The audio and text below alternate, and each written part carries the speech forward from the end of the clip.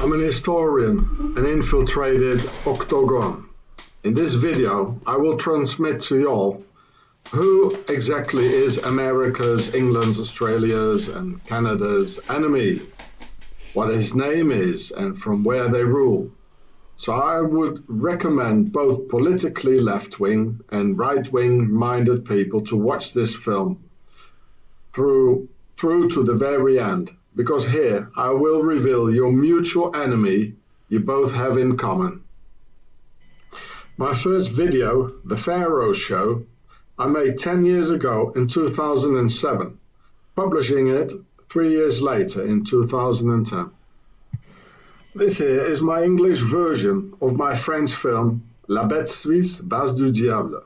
In German, Das Schweizer Biest, Basislager des Teufels.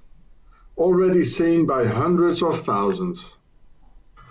My name is Sean Ross from South Africa, and I'd like to drop a complaint at the state's attorney of any state against the Swiss state and the entire Swiss people for the financing and organization of World War II, for the responsibility for the genocides on the Jews, the Gypsies and the Russians, and ordered by the Octagon secret society from Switzerland.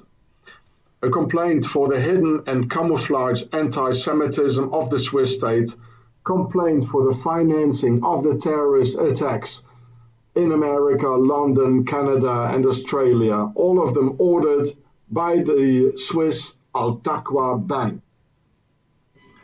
And a complaint against the Swiss state for financing and organizing the left-wing terrorism in Germany by the Rote Armee Fraktion, the RAF, and Baader-Meinhof group attacking US Army barracks, US institutions in Germany, and even US discos, leaving many US citizens dead, all from behind the screens organized by the Swiss Octagon and their sleeper agent Erich Honecker, the head of the German Stasi, who came from the Swiss Palatines or Swiss Saar in Germany. It is known now and how the Swiss and the Stasi trained, financed and furnished weapons to the German left-wing terrorists in order to attack US and Israeli targets, all orchestrated from the motherland in the Alps. And I'd like to be taken in any state's protection program because my life and those of my family and our 3 children are in serious acute danger because of the numerous murder threats by the Swiss Nazis, the same powerful Swiss organization that already financed Adolf Hitler, by the Swiss general and Octagon member Ulrich Wille, and organized the Islamofascism after the war by Swiss Octagon's great eminences François Junot and Hans Ahmed Huber al-Swissri. It's a long story, and I need a safe place to write it all down for you in detail with names and dates. This, what I've already started on my YouTube channels Gure and Chatsafrats, and for which the Swiss Nazis kidnapped me on July the 16th, 2015, against a ransom of 20,000 Swiss francs, because of my YouTube videos in which I've tried to warn the US, Britain, Canada and Australia for coming terrorist attacks, and in which the Swiss were very successful to silence me up through the Rapt, a time in which I was heavily tortured through code O2T oxygen deprivation in several Swiss torture detention centers for political prisoners. In the internet you can read about it in the Zurich files, as you can see here, and about the torture on political prisoners in Switzerland by oxygen deprivation. It's very clean, you know, it's very Swiss, there's no proofs, it's neutral, no blood. I need your help to make those complaints in a court of law in any state. You can contact me on my email address in the description. And now the story. I was there years ago when Swiss industrials discussed the US future and those of Britain, Canada and Australia, when Swiss Octagon of the Nazi Templars and sole victor of the Second World War, decided false flag terrorist attacks in Paris, London and Berlin, where Paris is still called per ISIS, by its members, meaning the House of ISIS, like in a royal house or royal lineage of the widow. And several times I tried to warn British and US authorities for the Swiss danger, by letters, emails, by means of videos, and 3 official complaints in several French courthouses on February 11, 2014, Boulogne-sur-Mer, March 24, 2014, in Mende, and April 25, 2016, Saint-Étienne. And in 2009, the US Embassy in Bern, Switzerland even called the Swiss Nazi police to have me arrested, poked with the butt of a machine pistol in my stomach, spending hours in a Swiss police station afterwards. Now we're 2018 and 4 years passed since my first complaint, and still no answer, no phone call, no email, no letter, absolutely nothing. And with my information, the tragedies of Paris, Nice, Berlin, London, etc. could have been avoided and the Swiss Octagon arrested.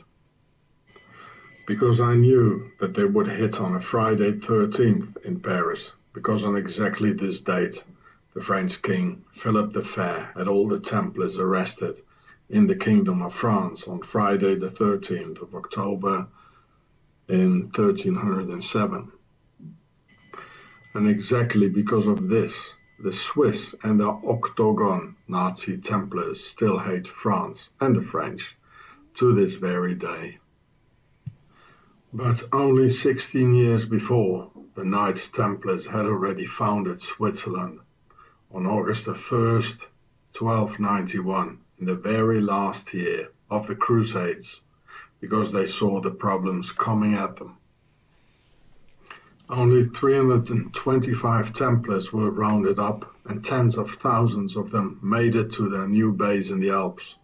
Therefore, the first day in August, the day upon which the Templars founded Switzerland, is the national holiday of the Swiss. All have a day off, no one works, shops are closed, and fireworks in Templar style lit in the air. Kaboom! It's Templars' Day in Switzerland. The last year of the Crusades was 1291, and the last Templar stronghold, called Acres, fell on May 18th, 1291. And just 2.5 months later, the sheer time to get back in the Alps, the Knights Templars founded their scion in the Alps on August the 1st, 1291. The ruins of Acres now lie in the north of Israel.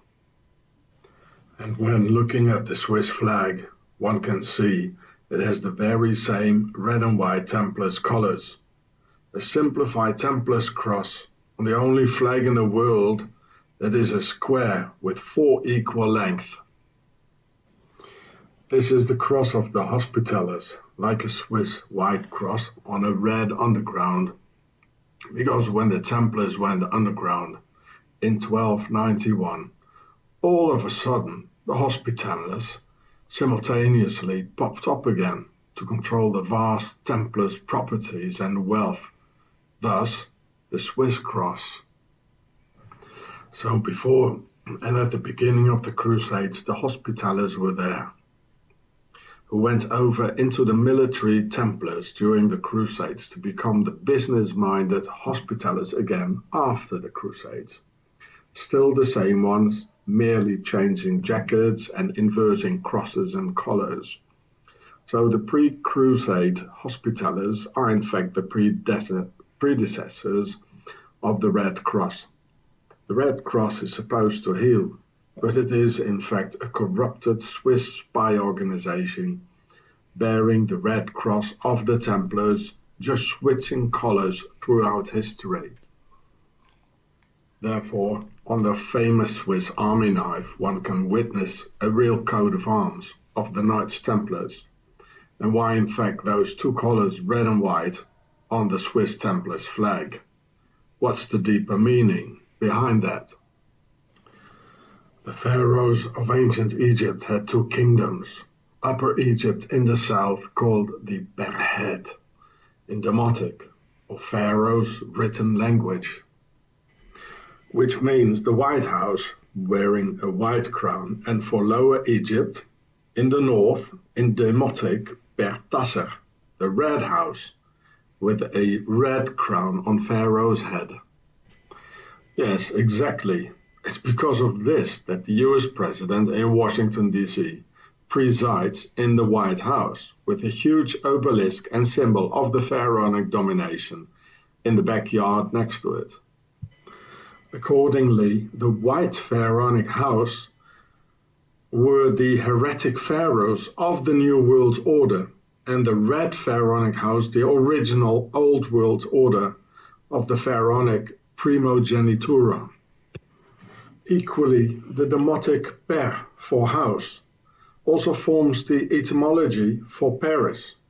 In the old pharaonic form, per Isis, used for the house of Isis, which is not a house to live in, nor the big pyramid, as mainstream historians were taught at the university. No, it's a royal house or royal lineage, just like the pharaonic per A, from which the etymology for the very word pharaoh derived from, meaning the big house, which once more is not the pyramid taught by the mainstream history school, but the worldwide grand royal house and global web of pharaohs' bloodlines. And because the real aim of the Crusades were the pyramids of Egypt, out of which the Knights Templars got their Templars' treasure, being them the notorious grave robbers, and therefore the name Freemason.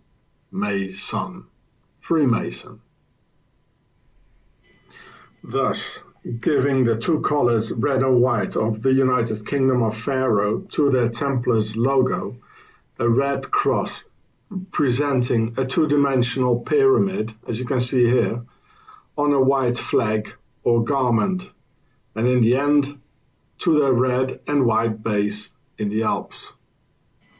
Only inversed as a white cross on a red underground, and represents the Hospitallers, an extremely wealthy business organization into which the Templars partially emerged and disappeared.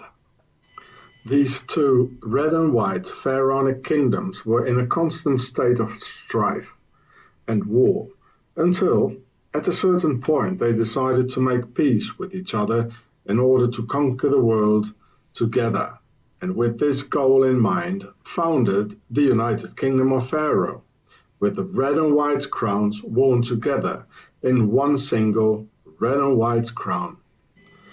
This is the specific reason for former German uniforms to be white, British red, and the French blue, the traditional royal colors of Pharaoh. And because the Templars are true descendants of the pharaohs, which I will explain more later on, arrived back from the Crusades in Europe, they said, "This here will be our neutral base, which will never be involved in any wars, so we can keep all our valuables and all our gold, money and documents in safety."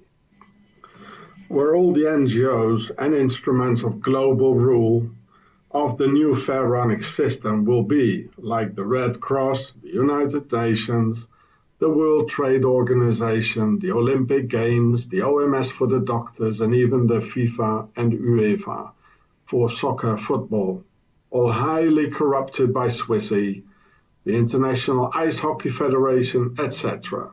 You name it, it's all there.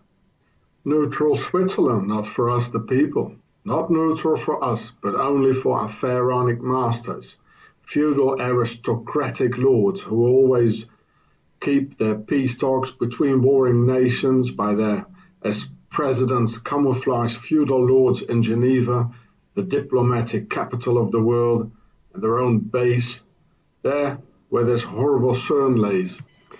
This pharaonic world elite also sends their offspring to some rich boarding school in the motherland, their base, like in Montreux, Gstaad, Lausanne, etc. Even Dr. Mengele did so. There was also a third crown of Pharaoh, the blue war crown, and they're all for pharaohs warring colonial and imperialist nations have these three pharaonic colors of the three crowns in their flags: blue, white, and red, like France, England, UK, the Netherlands, America, USA, and Russia.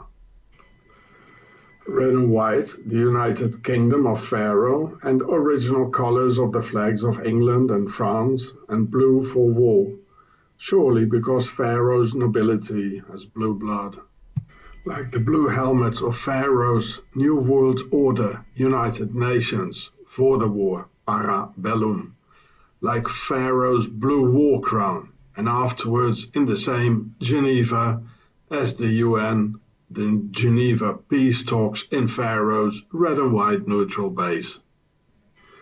Templars actually were no monks who defended fine Christian valors against these horrible Muslims in Jerusalem, but Templars were aristocracy's noblemen, every single one of them. Pharaoh's European nobility has this typical harsh law of succession amongst each other, according to which only the firstborn son or primogenitor has the sole right or divine right to it all: the castle, the power, the land, and the first right jus prime noctis on all women in the area to rape the European women on the first night of their marriage. And for the second, third, fourth sons, there was nothing. Nothing at all. That's why there were perpetual fights at the court for the succession. And even two poor second, third, fourth sons aristocrats, they even had to share one horse. There were conspiracies, poisonings, or a dagger in the back in some murky corner of the castle. So for these sons, second, third, fourth born, the nobility's tradition foresaw the refusal sometimes rather hide in a monastery. And in the Middle Ages there were only three things: the castle, the church, and the people. And a nobleman most certainly does not mingle among the commoners, because there you have to work up to your neck into the cowshed every day. And a nobleman does not work. At a certain moment, there were so many aristocratic descendants without power, without money, nor a castle, living in monasteries and temple of God. They started to call themselves Templars, and created their logo of two poor aristocrats without a kingdom, even sharing one single horse and selling it to the people as two brave monk warriors in the service of Christ, vowing total poverty and obedience to Christ, saying amongst themselves, "We also are aristocratic descendants of Pharaoh, and we want our own kingdom. But for a kingdom you need money." So for the military backup, they told those stupid Europeans that out there in Jerusalem a certain Jesus lives with his grandmother and needs to be saved from the Saracens. If not, God would smite all with fire from hell, provoking the end of the world. Just like 1,000 years later, Saddam Hussein would have had weapons of mass destruction, threatening the entire world and humanity as a whole. It came out in the end, all lies by Colin Powell and his pals. Same technique, same tactics, same liars. During the Crusades, Jerusalem was just the gateway to the real goal, the pyramids of Egypt. Just as the Templars do not owe their name from Solomon's temple in Jerusalem. A symbol for the Jews who even today still bang their heads against the walls of King Solomon's temple to honor this aristocratic ruler, not of Jewish but Pharaonic descent. Religious dogmatism without understanding leads to wall bangers, and where we probably have the word Bible bangers from. And at this same place, the Crusaders, under Templar command, the latter, so the Templars, of same Pharaonic origin, just as the not very Jew King Solomon. In the year 1099, during the First Crusade, on the same day, July 14th, of the French national holiday, remembering the French Revolution and beginning of the French New World Order, these Crusaders were ordered to commit a gruesome massacre commanded by the Knights Templars on Jews, Muslims, and even Christians. Just as the Swiss Nazi Templars repeated this during the Nazi era.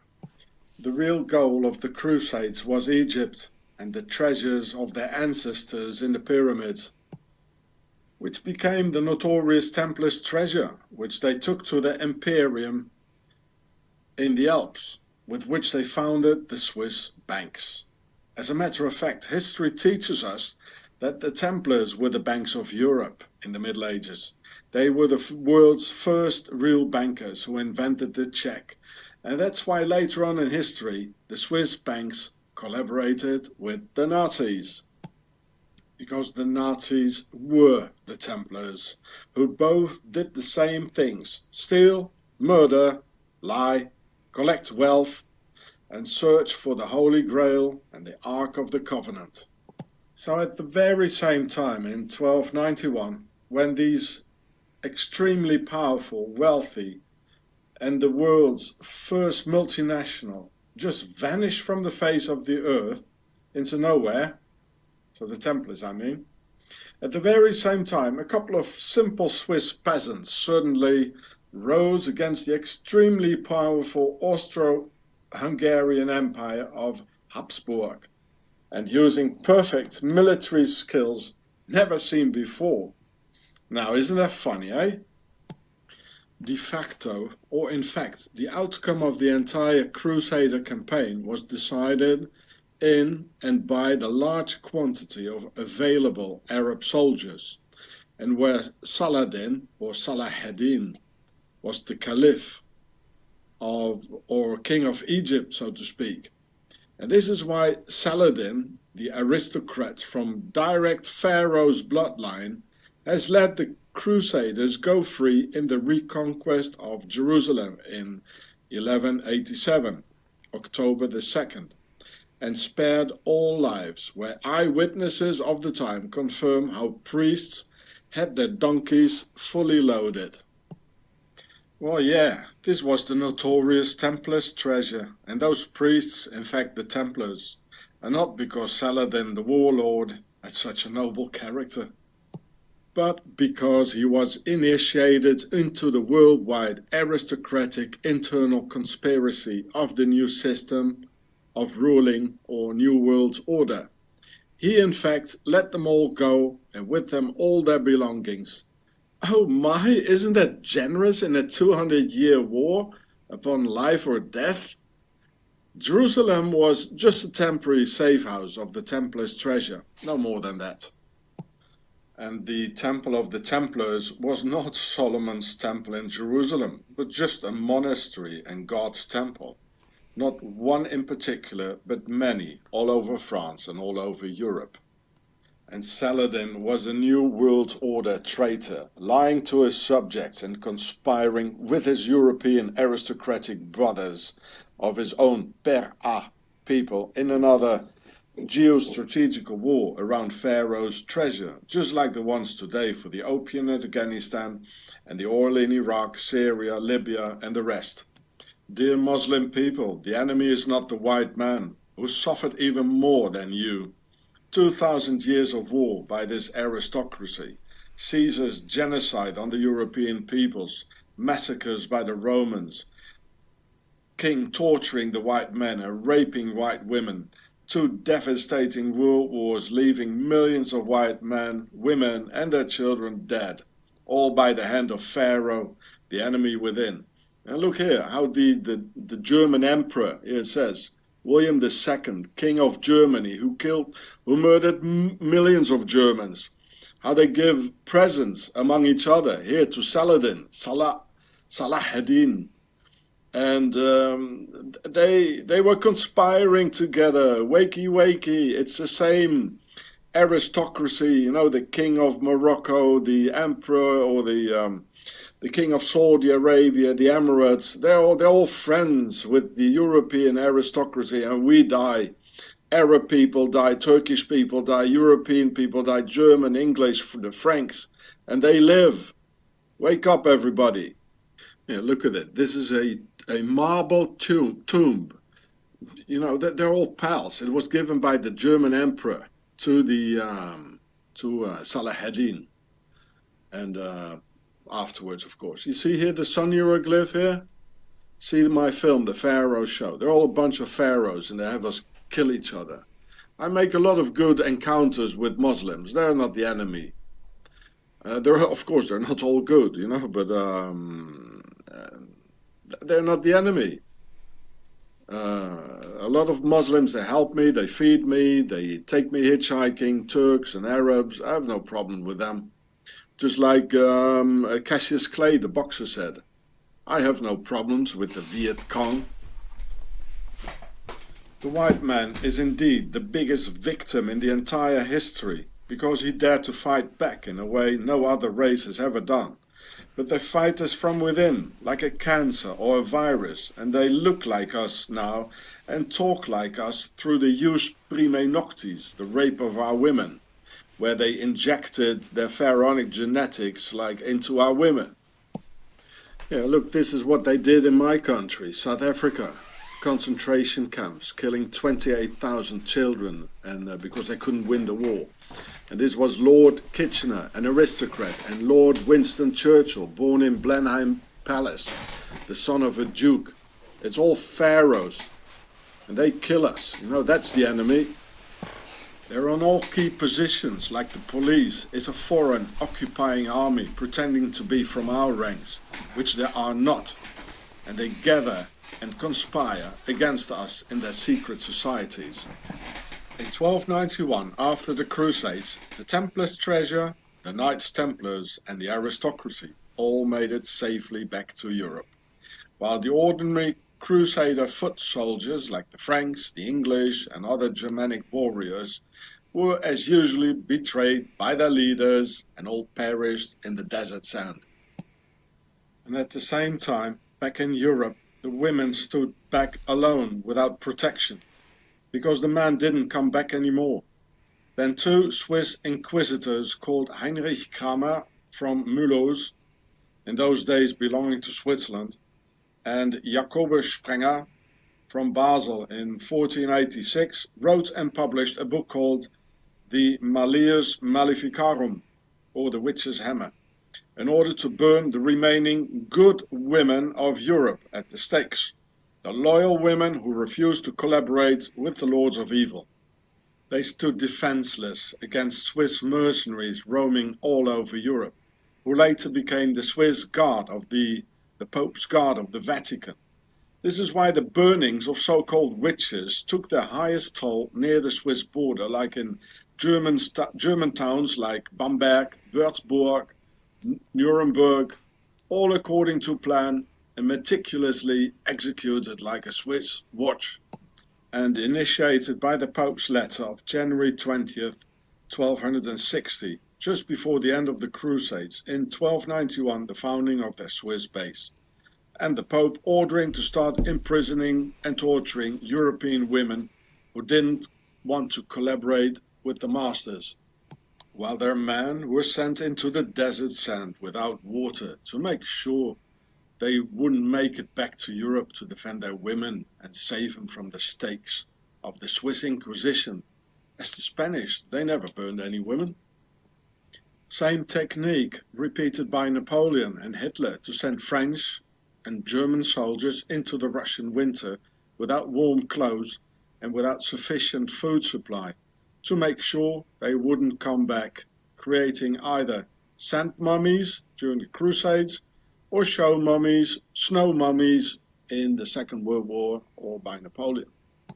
And when the Templars of Pharaonic origin came into Switzerland, they were talking French and called the place Suisse, for Sœurs d'Isis, the sisters of Isis.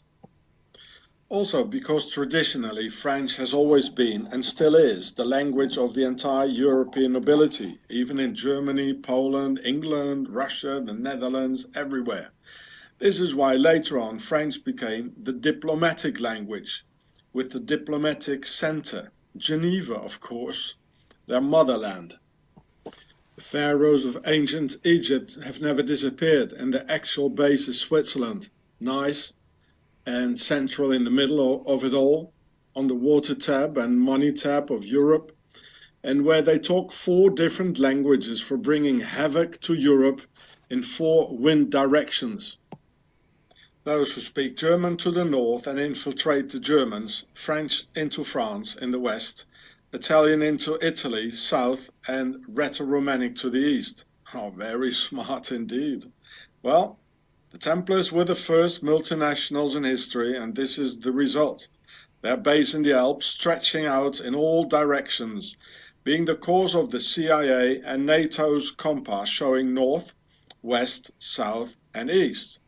As Switzerland operates in all directions, linguistically, financially, militarily, you name it. And they're all Templar organizations, you know, the NATO and the Central Intelligence, the first director, and all these directors. There was Swiss, Allen Dulles, Templar stuff.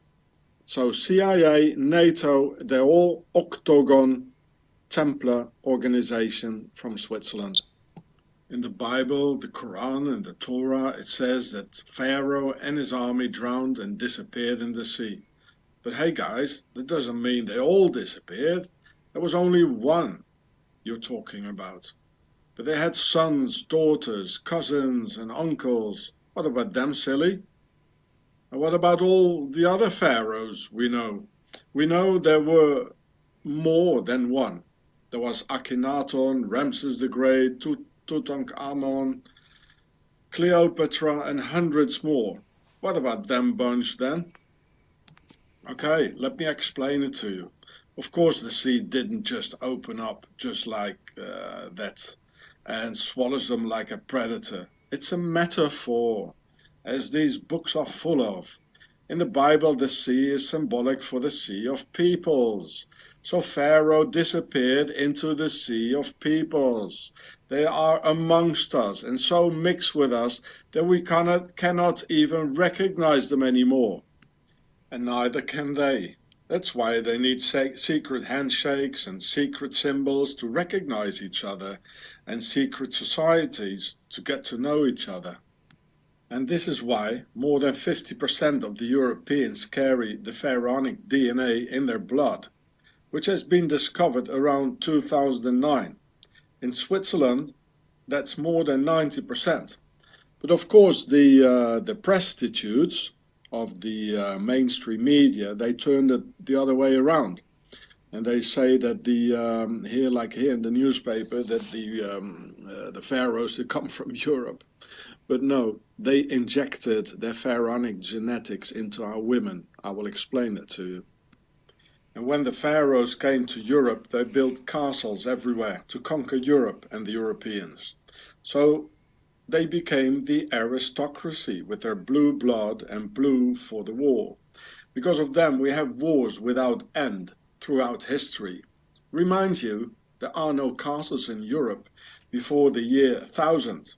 And there are no European kings from us, the white people.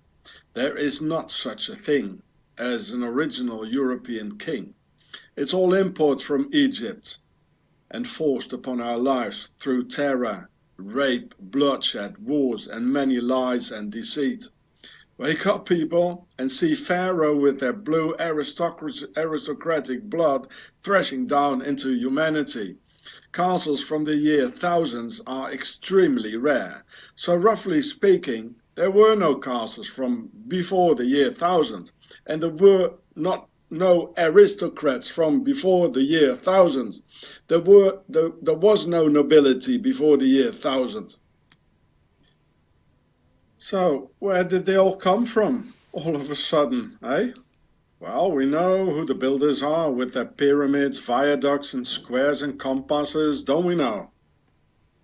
Not even 100 years ago it was still perfectly clear that everything belonged to the aristocracy, the nobility, the land, the power, and even our women through the first rite of the jus prime noctis, the bride having her first night after the wedding with the lord in his royal bed in the castle. That's why so many Swissies have that cold pharaonic genetics running through their veins, meaning that the aristocracy are the descendants of Pharaoh, who injected their pharaonic genetics into the whole of our women on that first night, if you know what I mean. Or do you really think that the aristocracy just left it all 100 years ago and just gave all the power on earth away to some politicians and their police state? No. And like Pharaoh and the aristocracy, today's ruling elite still don't talk with us and still only marry amongst themselves, because it's still the same bloodline, just changing jackets. And because there were too many uprisings, especially in Russia and France, the aristocracy decided to entirely rule through secret Freemason lodges. Yes, affirmative. All today's politicians are both Freemasons and aristocrats and descendants of Pharaoh. It's because of that Freemasons worship these cult objects of their ancestors from ancient Egypt, like obelisks, pyramids, the all-seeing eye, Horus, etc., the entire ancestral tradition. As a fact, more and more descendants of Pharaoh were born over the years in the various castles of Europe, who all wanted to be the king, thus leading to various wars between kings, castles, and royal lineages, fights about kings who wanted to stay king forever, passed the kingship down to their children and all descendants ever after. There were more and more sar, sir, sires, and pharaohs who all wanted to be the king.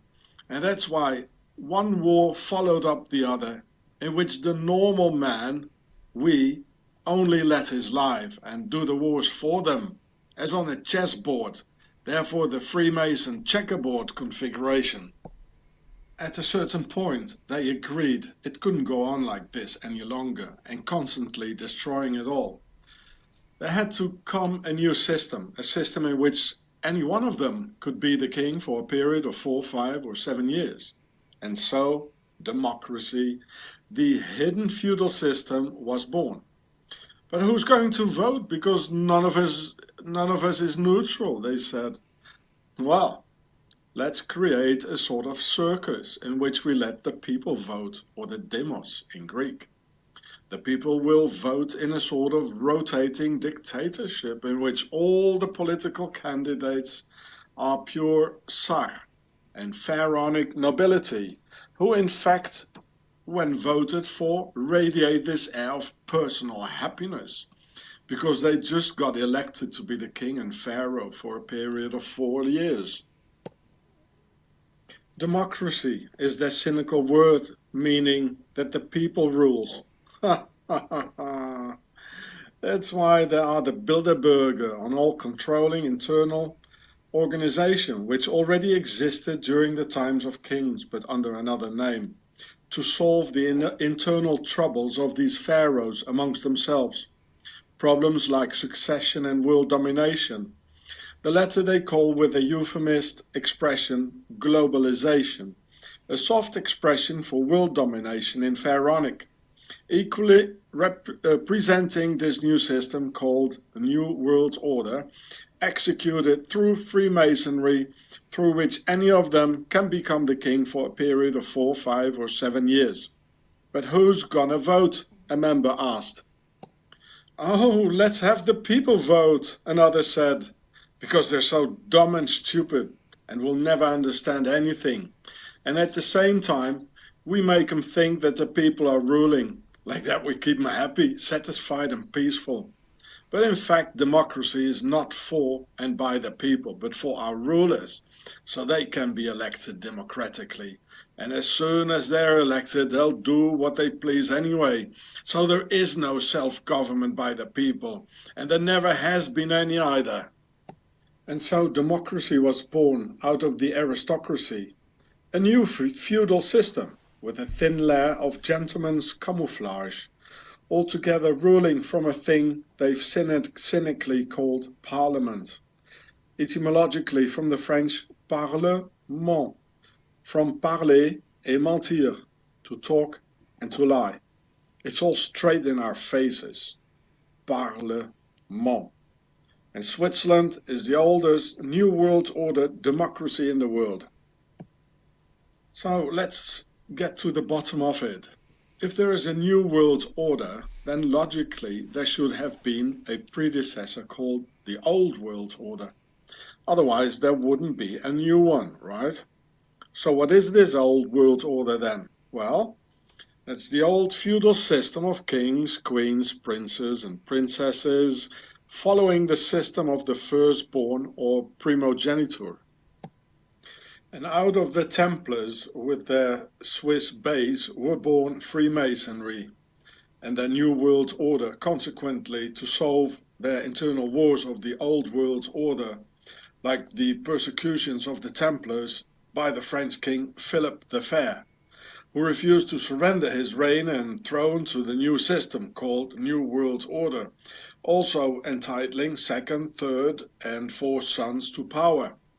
This is why the Templars of the New World Order and their Swiss mercenaries were in La Bastille in Paris, where they tortured French citizens and terrorized the French people through hunger, inflicting famine and persecution to provoke the revolution, so the people would rise against the monarch to finish off the Old World Order.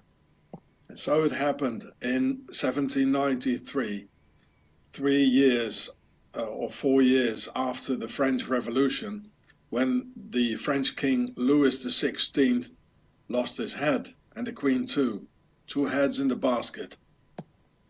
The same happened in Russia barely 100 years later with the Tsar family. Same technique applied. Never in history there has been a revolution by the people, but they were a transition from the Old World Order to the New World Order. And the slogan liberty, equality and fraternity are not for us, the people, in the promising new era, because we're still the slaves of our feudal lords. Fraternity to end the fight between the king's son, who should be brothers, and this is why a Freemason lodge is called a fraternity. Equality amongst the king's sons and no more primogeniture, more rights to the firstborn than to the others, and liberty, so all brothers and king's sons have the liberty to become the king for a period of 4 years. This is why the French Masons gave the Statue of Liberty to the US, being the first nation after Switzerland to obtain the New World Order in 1776, and just 13 years before the French, in 1789. And think of the 13 stripes in the flag, folks. Well, there are more reasons for that as well.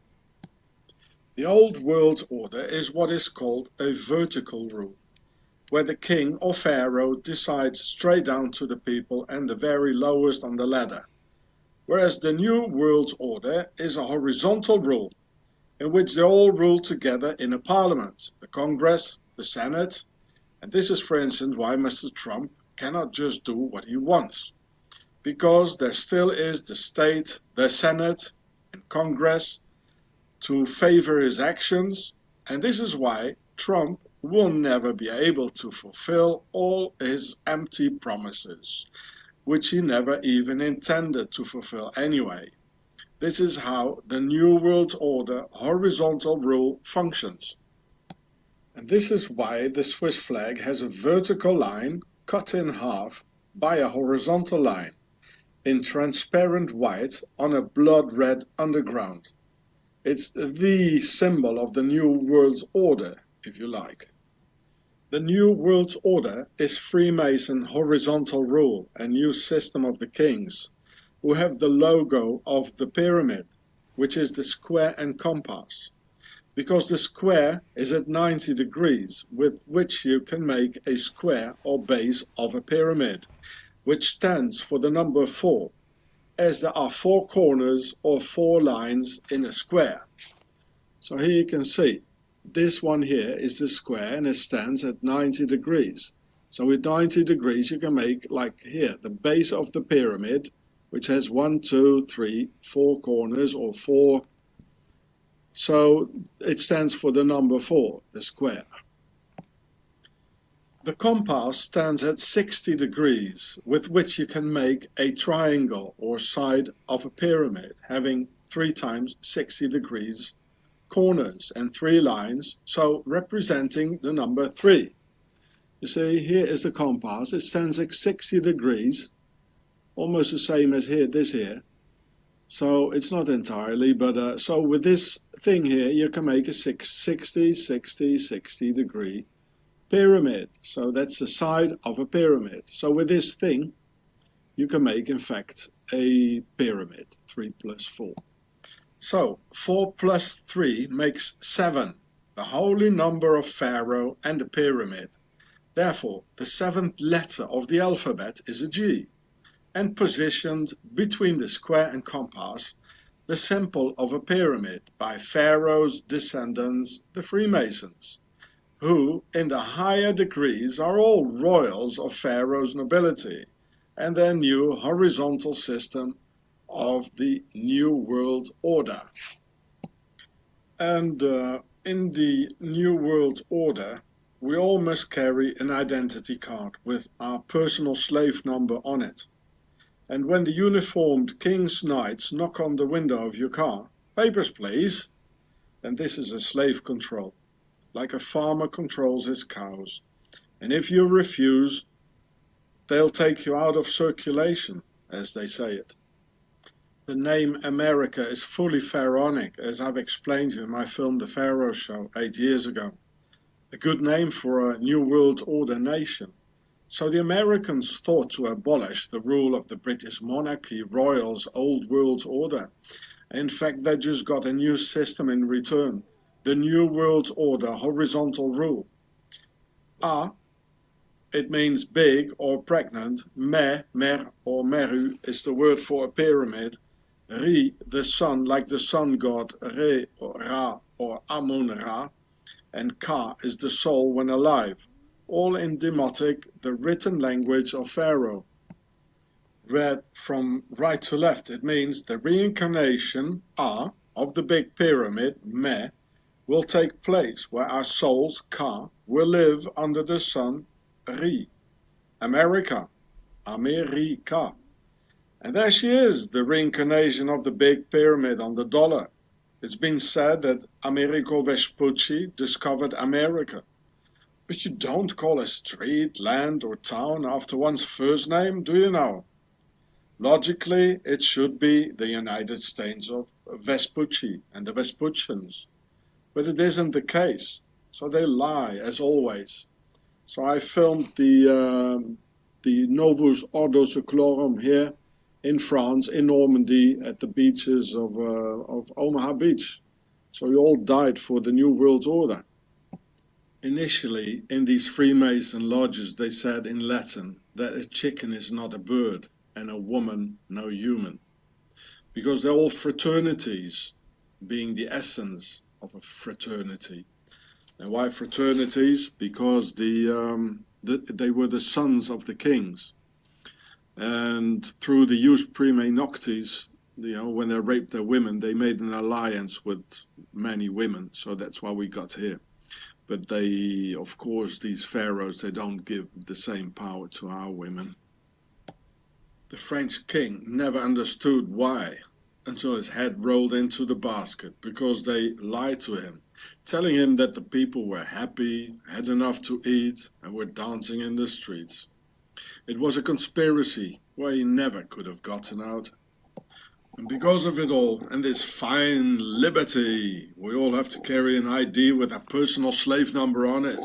And if the king's knights in their shiny uniforms of the New World Order knock on the window of your car and order you to show it, you have no other option than doing so. Because it's a slave control, just as a farmer checks out his cows. And you see, the man, he's incredibly enslaved. He can't see, he can't move. And the women is outside. Why? Because they have an alliance with the masters. They want to have the power, and they gave him the power. Because the evil one, he knows that a woman can't see the danger. She's like a little bird, you know, that needs twigs for the nest. That's why it shows the child as well. This guy must have been a Freemason, and one of them, a pharaoh, the one who painted it here, because he knows it. And this is actually the story of Adam and Eve. And she has an alliance with the snake. Yeah, watch this film of mine on the same channel here about the snake and our masters here. This is the alliance the women have. This is the story of Adam and Eve, and it couldn't be written otherwise in the Bible. You know, it has to be written symbolically. But people don't understand it. And here you can see why the snake. These are our masters, the snake. And also Jesus, he's from a line of pharaohs. He's from the house of David, the kings, the aristocracy, the nobility, who are pharaohs. And he didn't like it, you know, like Lady Diana or John F. Kennedy, so they stand up. And also didn't have any choice because her own clan didn't want her anymore, so she had to choose us. And this is the snake. This is Adam and Eve. This is what the story is about. I guess these ones here won't make that alliance with the pharaohs, and they will stay loyal to their husbands. And that's why Pharaoh's going to kill them. They're going to, just as they did with the Jews, they're going to wake up in a concentration camp. And to my opinion, well, it's not my culture. I'm not a Muslim. But to my opinion, these women still look like women. Not like the European women with their hormone pills who don't even look like women anymore. They don't behave like women. We are lost, yeah? Right after the French Revolution, Freemason Napoleon came with a hidden hand under his jacket, a Freemason sign, and spreading the New World Order all over Europe through massive wars, abolishing the nobility out of the people's eye as a distractive maneuver. In reality, they went underground and disappear within the sea of peoples once more. This is why there is the hidden hand. They hide everything and they disappear. This is how the Templars little by little infiltrated the French and later on the US society with the help of Swiss mercenaries under Templars' command, who are now on the highest key positions of France, the US with 1 million Swiss Americans, and in fact the entire world. Like Swiss Manuel Valls and former Prime Minister of France, Marine Le Pen of the Front National, openly showing a Swiss flag, saying she wants a Swiss system in France.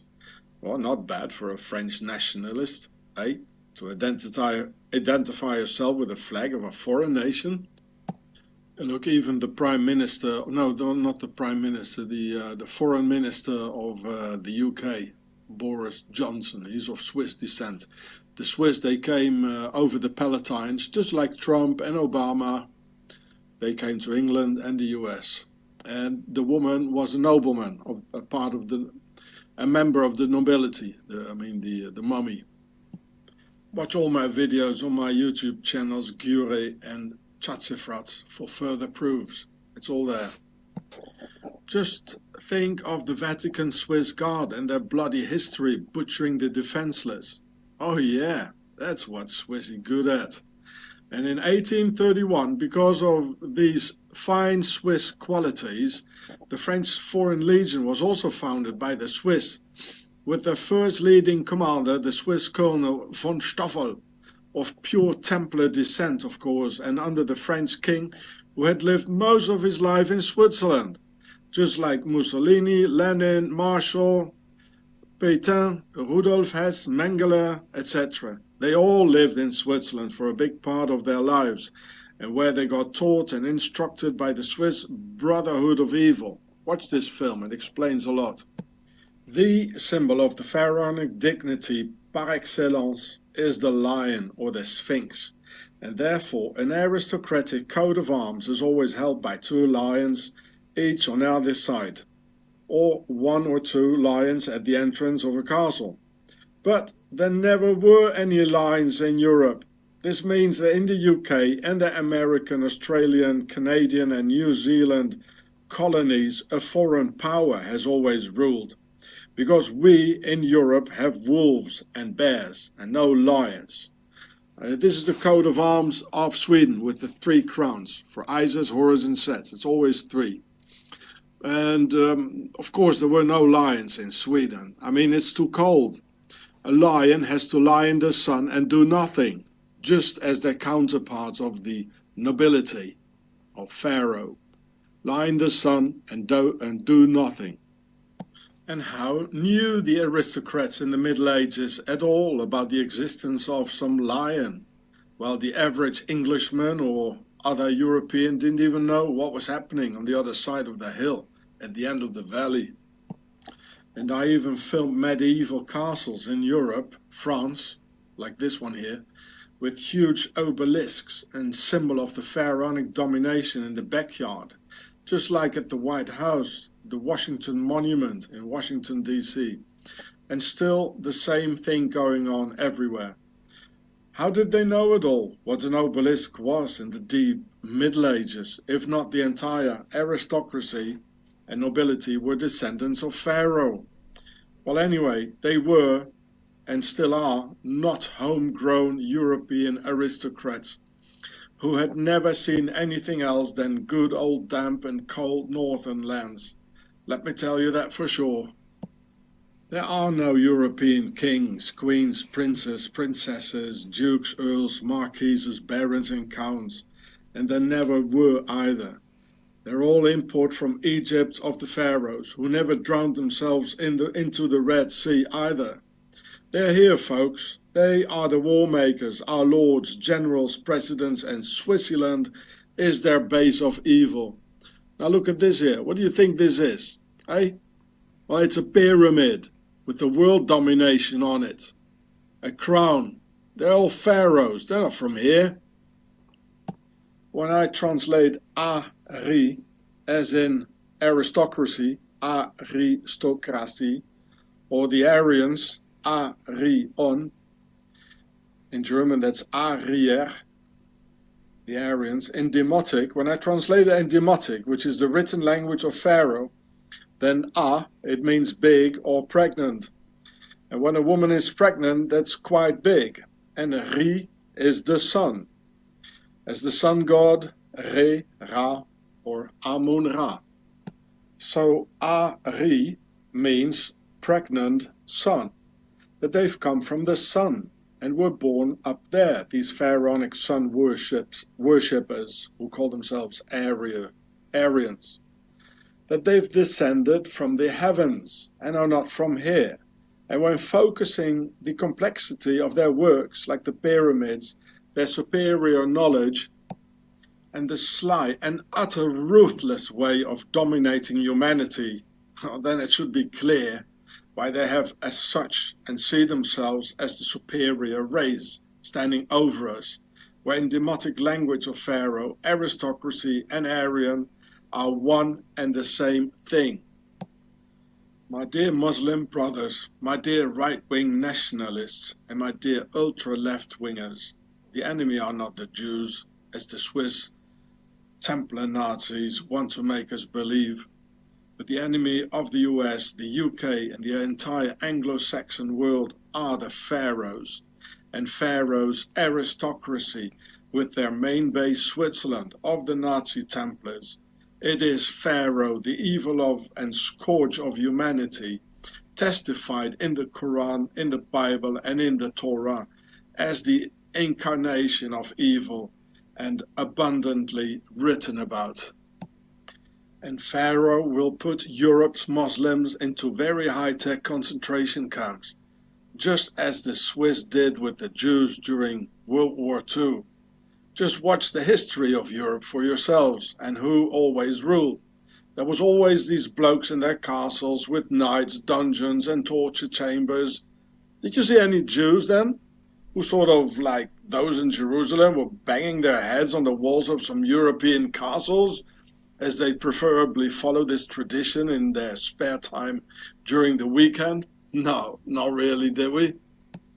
Now, let's have a closer look at this, and at this Sarkozy geezer, former president of France, who is a Jew from his mother's side, by his mother, André Mallat, a Greek Jewess. Okay, clear case after the Judaic laws, mother Jew, real Jew boy. But it's not as simple as that, because Sarkozy is also a real aristocrat from his father's side, and even descending from a bloodline of true Hungarian kings, with a real Sarkozy family royal coat of arms held by 2 lions on each side and all that. Now, what then is he supposed to be first, a Jew or an aristocrat? Well, an aristocrat before all, of course.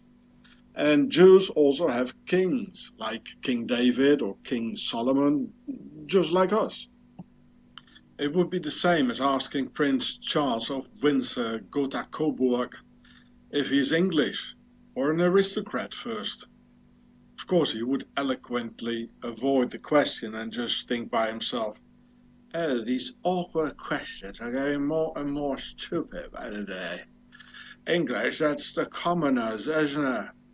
Oh, they play football, or how do you call it again in the colonies? As indeed soccer. Not so far away. No, that's sport I meant, not the colony.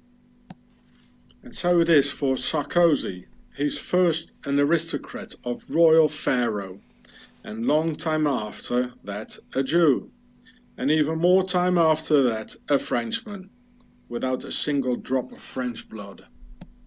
That's why Sarkozy has the Sar part in his name.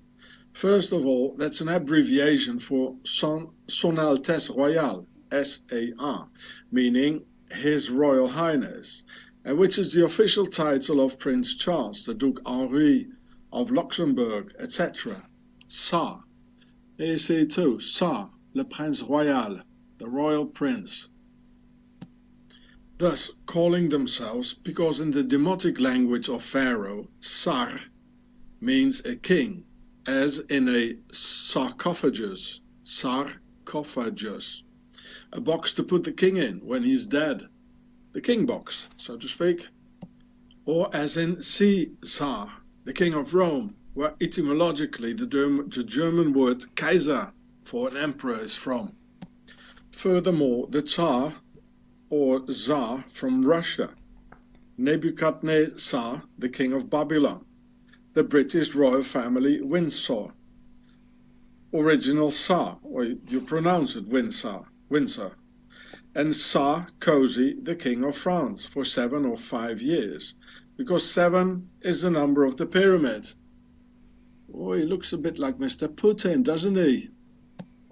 Those are all Tsars, or pharaoh kings, from which also derive the words sire, or sir, yes sir, no sir, like in Sir Winston Churchill, who was born in Blenheim Palace, his father a duke, all from Tsar. This is why in posh upper-class British the word sir has to be pronounced Tsar, and not sir, yes sir, to show one's solid origins. Without exception, this global elite put their money, or rather our money in fact, their tax evasion, in their red and white United Kingdom of Pharaoh, Switzerland.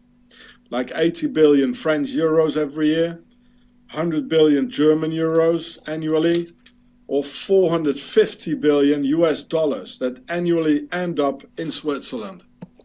Because throughout history, the aristocracy nobility never paid any taxes.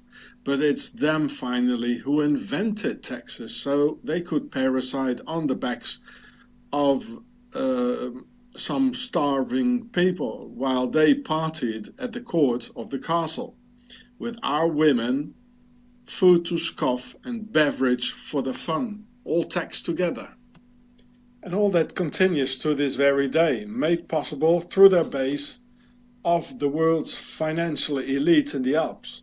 And when in October 2010 the young Austrian Wolfgang Umvogel, whom you see here, wanted to sell Swiss banking CDs to the IRS, US Internal Revenue Service, and to Germany with black lists, names and accounts concerning the elite's tax evasion into their Swiss base, the Swiss Secret Service of the Octagon arrested him, and consequently they suicided the young Austrian. And I mean, he has been suicided in the notorious high security torture detention center of Amtshaus Bern, mostly used for regular unwanted immigrants, asylum seekers with not enough money to afford Switzerland, and for political prisoners like myself. So me, Sean Ross, contacted the biggest Austrian newspaper, the Kronenzeitung, helped them write an article about it, which they published. And it appeared in that newspaper that the young man was suicided after he had been severely tortured by code O2T oxygen deprivation. See the Zurich files in the internet. So here you can read my name here in the newspaper, and he was tortured with O2T. So when the 100% corrupt and fascist Swiss authorities read the article and on top of that my name in it, the Swiss Octagon sent me an anti-terrorist squad to arrest me, intimidating me and my family by doing an entire grand-scale house search, a huge operation of which the mafia would be proud. This happens when you criticize the Swiss and their all-powerful banks. My arrest got published in the biggest Swiss newspaper called Blick, which I filmed and uploaded on YouTube afterwards, so you can see that here. I became threats from Swiss policemen who were all infected by some weird Swiss fascist ideas. They hit me and incessant arrests wherever I went, putting things together to criminalize me in order to make me shut up and stop me from expressing myself. And I have witnesses and video recordings of that all. But in spite of the obvious range of proofs, the Swiss fascist judiciary just forbid me to talk more about the daily Swiss terror instead, opening all the doors for even more Swiss legal terror. So I refuse to have me silenced up, because all I say is the truth, and you can still see on YouTube how the Swiss Nazi police aggresses me, and how corrupt Swiss cops hit me and threaten my family. In fact, all I've published on YouTube, I did so under the First Amendment of America and under US law. So in fact, by international standard law, the Swiss fascist judiciary has no jurisdiction at all over what I've published in San Bruno, California. That would be the state court of California responsible for any possible court case, and not the banking laws of Switzerland and their Nazi censorship. But Swissy don't care about any law at all. They never did, and they just can do what they want. Now the corrupt Swiss Nazi Court of Justice is threatening me with even more prison time if I'd reveal the names of those violent, corrupt Swiss cops again. But they're still available in some of my other videos, which even under torture and imprisonment I didn't take down, as they wanted me to do so. Swissy tries to impose the Swiss laws of silence on the US First Amendment. So, under this Swiss tyranny, I decided it would be wiser not to go out alone anymore, and I stayed most of the time inside over a period of 4 long years, not going out at all for months in a stretch, because there was nobody who wanted to accompany me on a walk outside. Until again, in a large police operation on July 16, 2015, the uniformed Swiss state Nazis kidnapped me in front of my utterly shocked and crying children. 3 and 13 years old, against a ransom of 20,000 Swiss francs, or several years in prison. So there I stayed for the next 3.5 months in several high-security torture detention centers, lost more than 30 kilos in 3 months, until my wife had the rest of the ransom together while making huge debts. Wolfgang Umvogel, the Austrian whistleblower about the Swiss banks, was dead, but I was still alive. And where should I get 20,000 Swiss francs from all of a sudden? You know, the ransom this criminal organization they held me in prison for. I'm not a criminal with lots of money stashed somewhere. In fact, the Swiss Nazi police and their judiciary are a terrorist organization who kidnap people for ransom, only for expressing themselves about things they don't want you to say, nor even think. Thought crime, they call this. Today we see all over Europe a dangerous tendency rising of Nazi organizations like the Swiss SVP, the French Front National, or the German NPD. Call their members after Swiss example to join the police. The army, fascist student organizations, and finally the Justice Department and politics. And in Switzerland, we're back in Nazi Germany in 1933 already, since quite a while. For all these organized Swiss crimes against me and my family, Swiss crimes against Europe, Swiss crimes against humanity, and for these indescribable Swiss crimes against the Jewish people, as Swissy Nazi Templars organized the Holocaust and the Second World War. For all this, I would like to make an official complaint somewhere. And for all I talk here, I have documentaries on my YouTube channel, Gure and Chatse Frats, like the murder on the French minister Robert Boulin 30 years ago, organized by the Swiss Octagon Nazi Templars, about the poisoning of the entire French town Le Pont Saint-Esprit, leaving several dead. So the Swiss could better sell their LSD to the CIA MK-Ultra monarch, with CIA Director Alan Dulles and J. Edgar Hoover of the FBI, both of Swiss descent. Hoover's real name was Huber.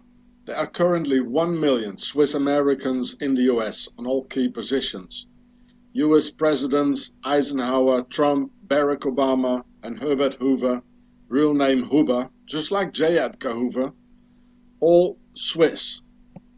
So here's the American Swiss foundations, and there are many, officially here you see by the Swiss state in this article, and there are many, many more articles in the internet where you can, in this article you can read there are 1 million Swiss Americans in the US. And this is official, it's by the Swiss state. You see the Templars logo here. And it starts here with Dear Young Leaders. So they are it's addressed to the Swiss Americans. They are leading America. So this guy is one of the 7 heads of state, like in the Revelations of John, the 7 heads. Switzerland has 7 heads. And they talk about America and Switzerland like sister republics. You remember I told you about the Sisters of ISIS? Well, there you go. 1 million. And there are 600 Swiss companies in the US who create 500,000 jobs. Well, guess who's working there, eh? Swissy? There's a lot more in this article, but I'm not even going to read it all. So there's a lot about Swiss Americans in the internet. You just punch Swiss Americans and there's a lot. This and that. So here there's some Swiss Americans in Wikipedia: Barack Obama, Herbert Hoover, Dwight D. Eisenhower, hey Swissy, J. Edgar Hoover. Well, they're all here. And there are many, many, many, many more. Trump is one of them, eh? So just find it out yourself. You've been taken over. So here's a picture of one of my videos. You see how they look alike? Look at the mouth, look at the eyes, the nose. They are the same. It's the same people who rule over the US. Both of these people, their names were Huber. Look at the eyebrows. They are the same. Look at the nose, where, the eyes, and they had the same. President Herbert Hoover, J. Edgar Hoover, and they were both in office when the Wall Street crash happened, when they stole your money, eh? You understand? So here's part of the title of that film. It's everywhere on websites. And even Obama has Swiss roots from Ried Kerzers, the canton of Bern. Erich Honecker, originally written with double G like Egger, as in Schwarzenegger. This criminal president and head of the Stasi from Eastern Germany, also Swiss, from the Swiss Palatines or Saarländische Schweiz. The Palatines, or the Palatinate, they are in the south of Germany, next to Switzerland, where Trump's ancestors, Obama, Boris Johnson, Honecker, where they all came from, who are actually ethnic Swiss. So here you can read about the Palatinate and the Palatines in southern Germany.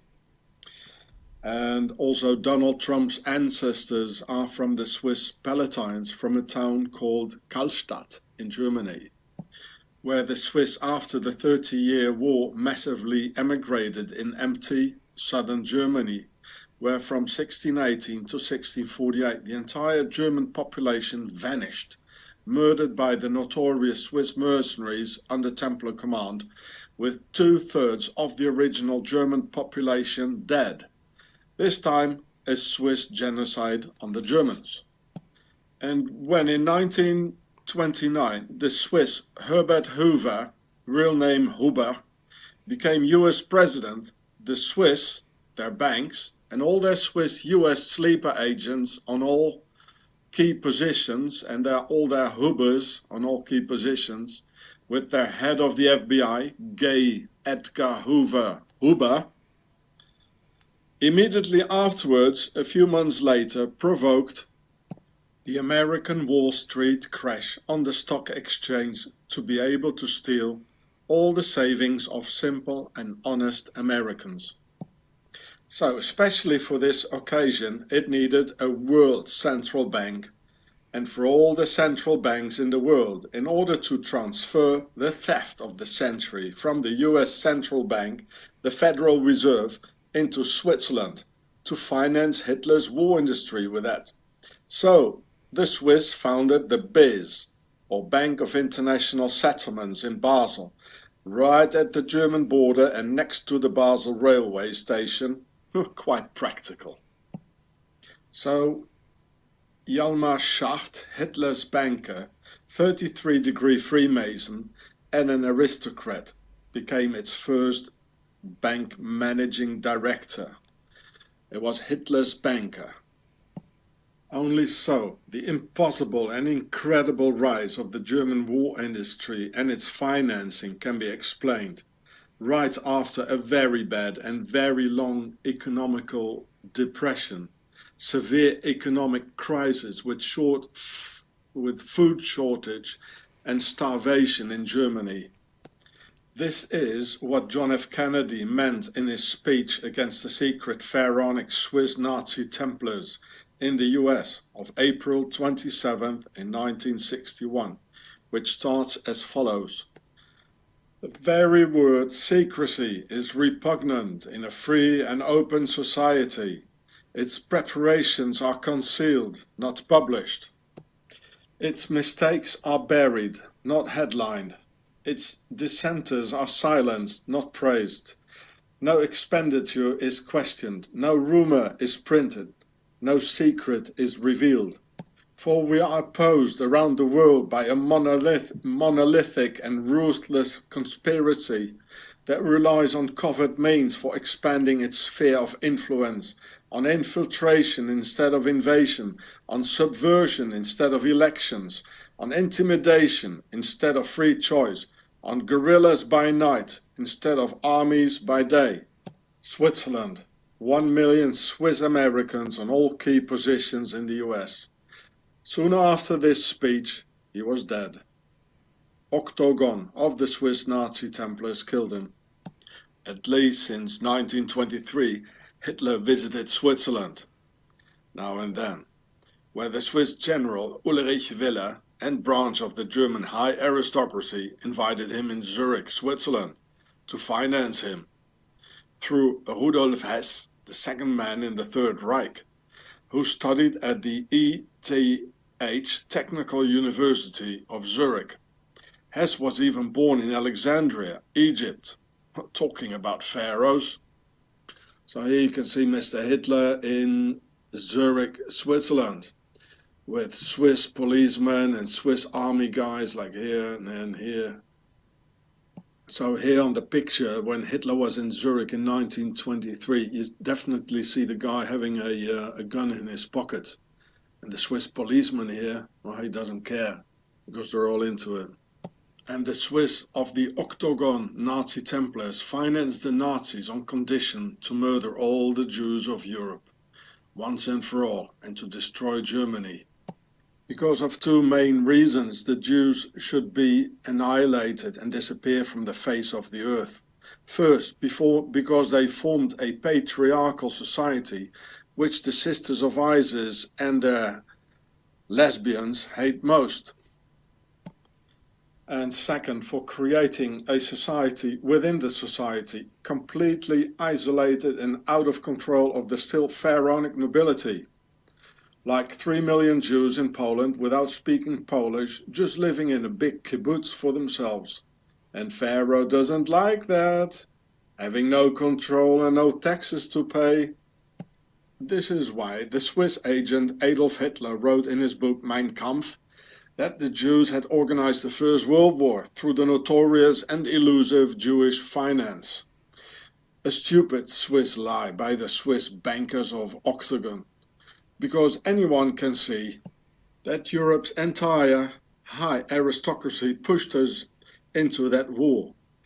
Here, the German Emperor William II and grandson of English Queen Victoria is all one big family. They put on a uniform and a helmet with a little obelisk on top and said, "Now there is war, and who refuses gets shot." You see, Templar symbol here, Templar's cross, skull and bones of the Freemasons. Well, you still got any doubt who the Freemasons are? Oh, here you see the two pharaohs of Germany and the pharaoh of Austria together. The Emperor Franz Joseph from Austria. He put on a uniform and a helmet. Now there is war. And this is why Swissy had to murder Empress Sissi, backwards for ISIS, in Geneva, Switzerland, just before the war, because she was an active pacifist and anti-militarist. Here in my video, Swissy killed Sissi. The King of Italy, uniform, helmet on, now it's war. And look at all the medals. Whoa, he must have been a brave man. Look at it. And look at it. He's saluting in a uniform. What a brave man.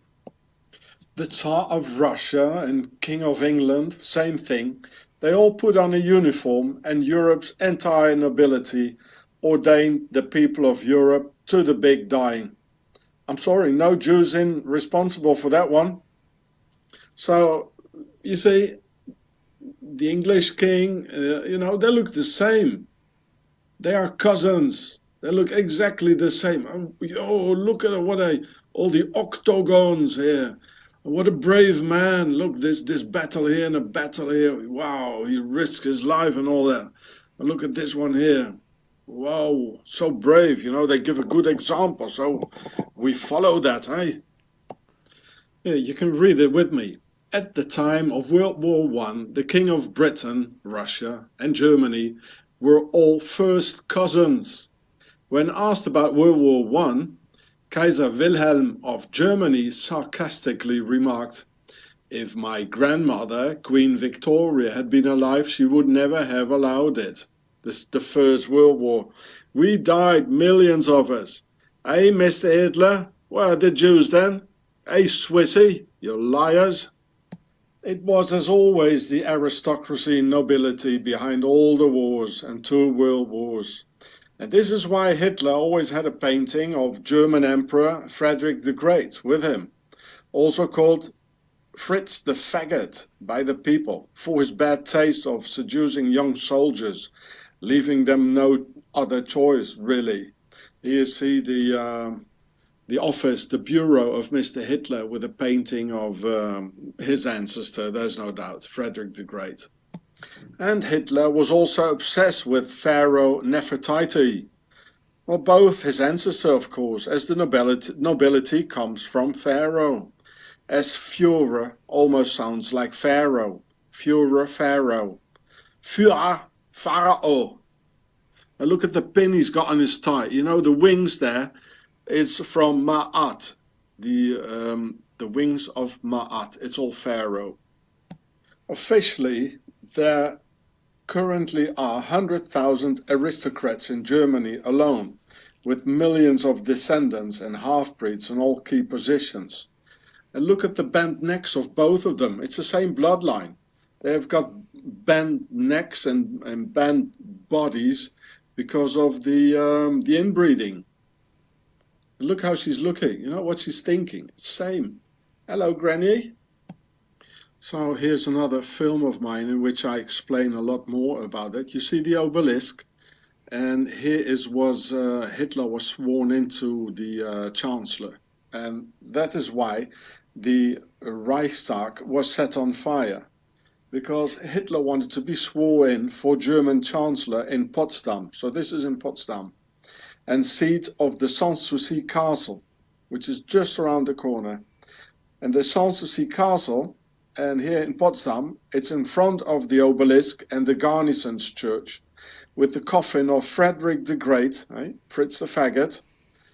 It's in it, and not, he didn't want to be sworn in the German Parliament, or a Reichstag, more or less, which is a symbol of the German people and the idea of democracy. Well, the idea of democracy in theory only, of course. But as they're all aristocrats and nobility and pharaohs, it has to be done next to a castle, so and next to an obelisk. It's full of obelisks there. Potsdam is the seat of the German emperors in Prussia, and this is why they set fire to the Reichstag. There's no other reason. So every time when you see here the YouTube signs here and the title like under it, and here the YouTube, make it bigger, you know, then you know it's I make a reference to one of my YouTube videos, which I already made on the subject.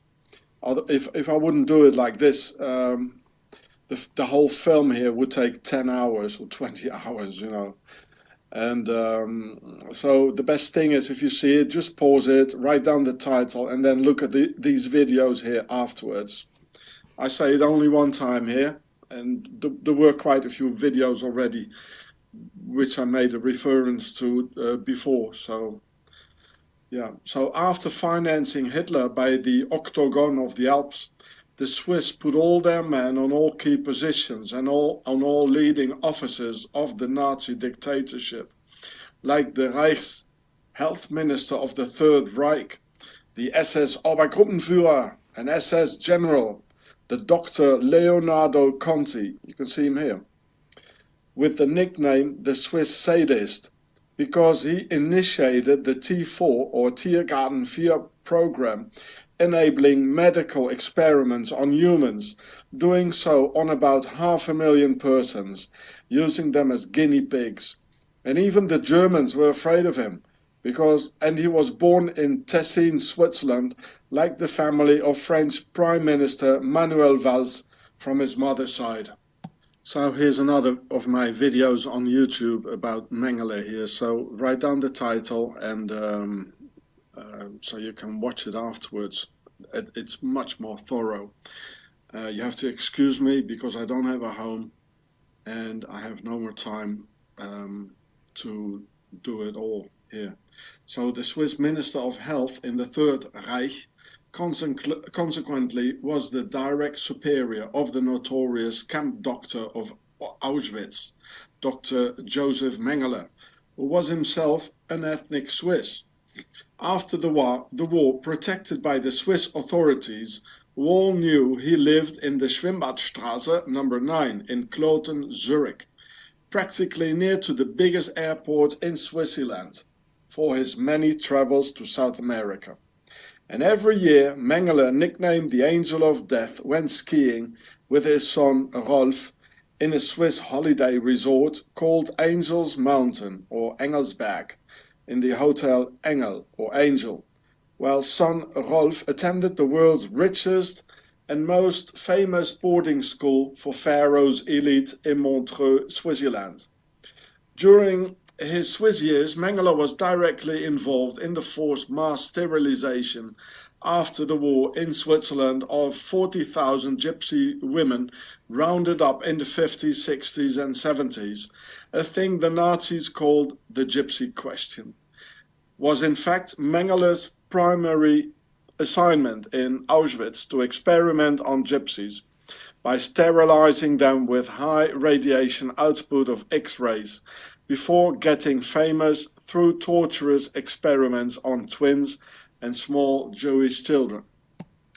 After the war, the police chief commissioner of Bern, Switzerland, Dr. Heinrich Rothmund, gave to all these Swiss and ethnic Swiss Nazi war criminals a Swiss Red Cross pass to go to Argentina, like Mengele, Klaus Barbie, head of the Gestapo in Lyon, France, nicknamed the Butcher of Lyon, who later on worked for the secret police of Bolivia and helped torturing Che Guevara before killing the Cuban revolutionary. Of course, Adolf Eichmann also got a Red Cross pass, and with that tens of thousands of Swiss Nazi Templar war criminals furnished with documents from the motherland in the Alps for the notorious Nazi Red Line into never seen again.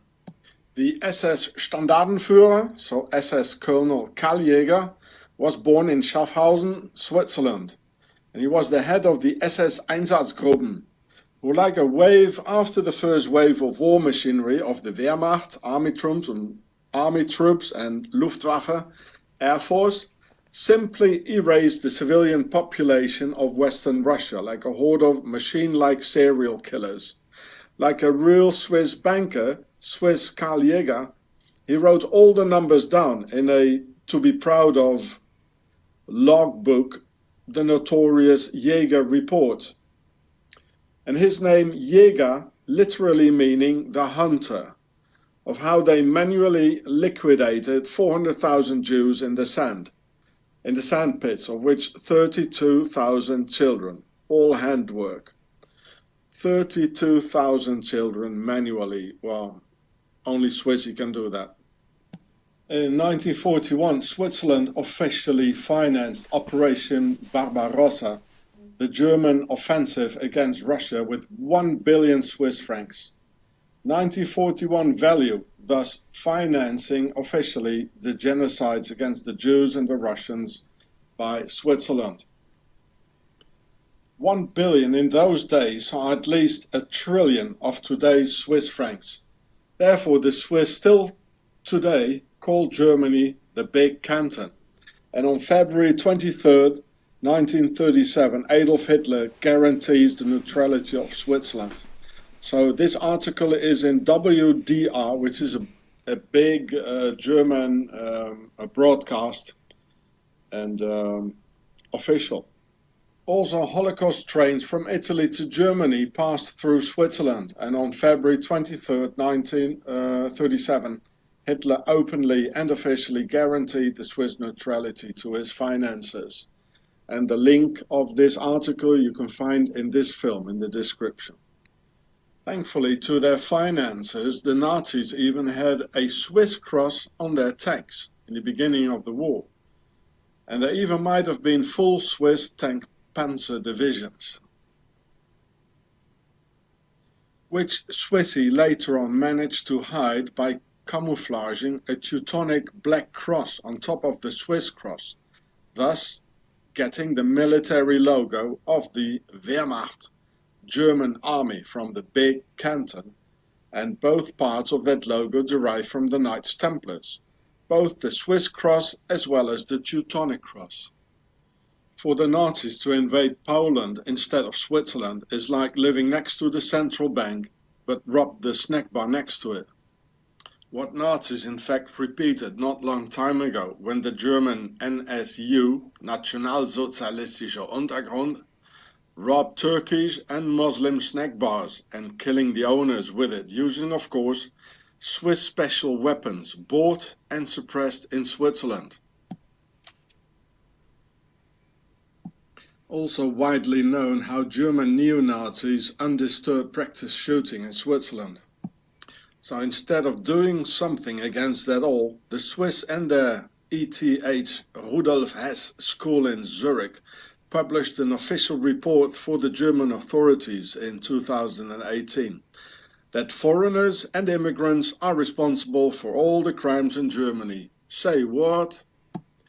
You got it. Swissy just tries to stir up hatred and racism, just like in 1923 when Adolf got invited in Switzerland. And it says in this article, how is it possible that a Swiss institute makes a study about crime of immigrants and of a whole for Germany officially? How is this possible? The sly Swiss still pretend that they had to behave like they did during World War II. They were pushed because they were afraid of the Germans. Can you believe that? Look how they're all smiling here at the border.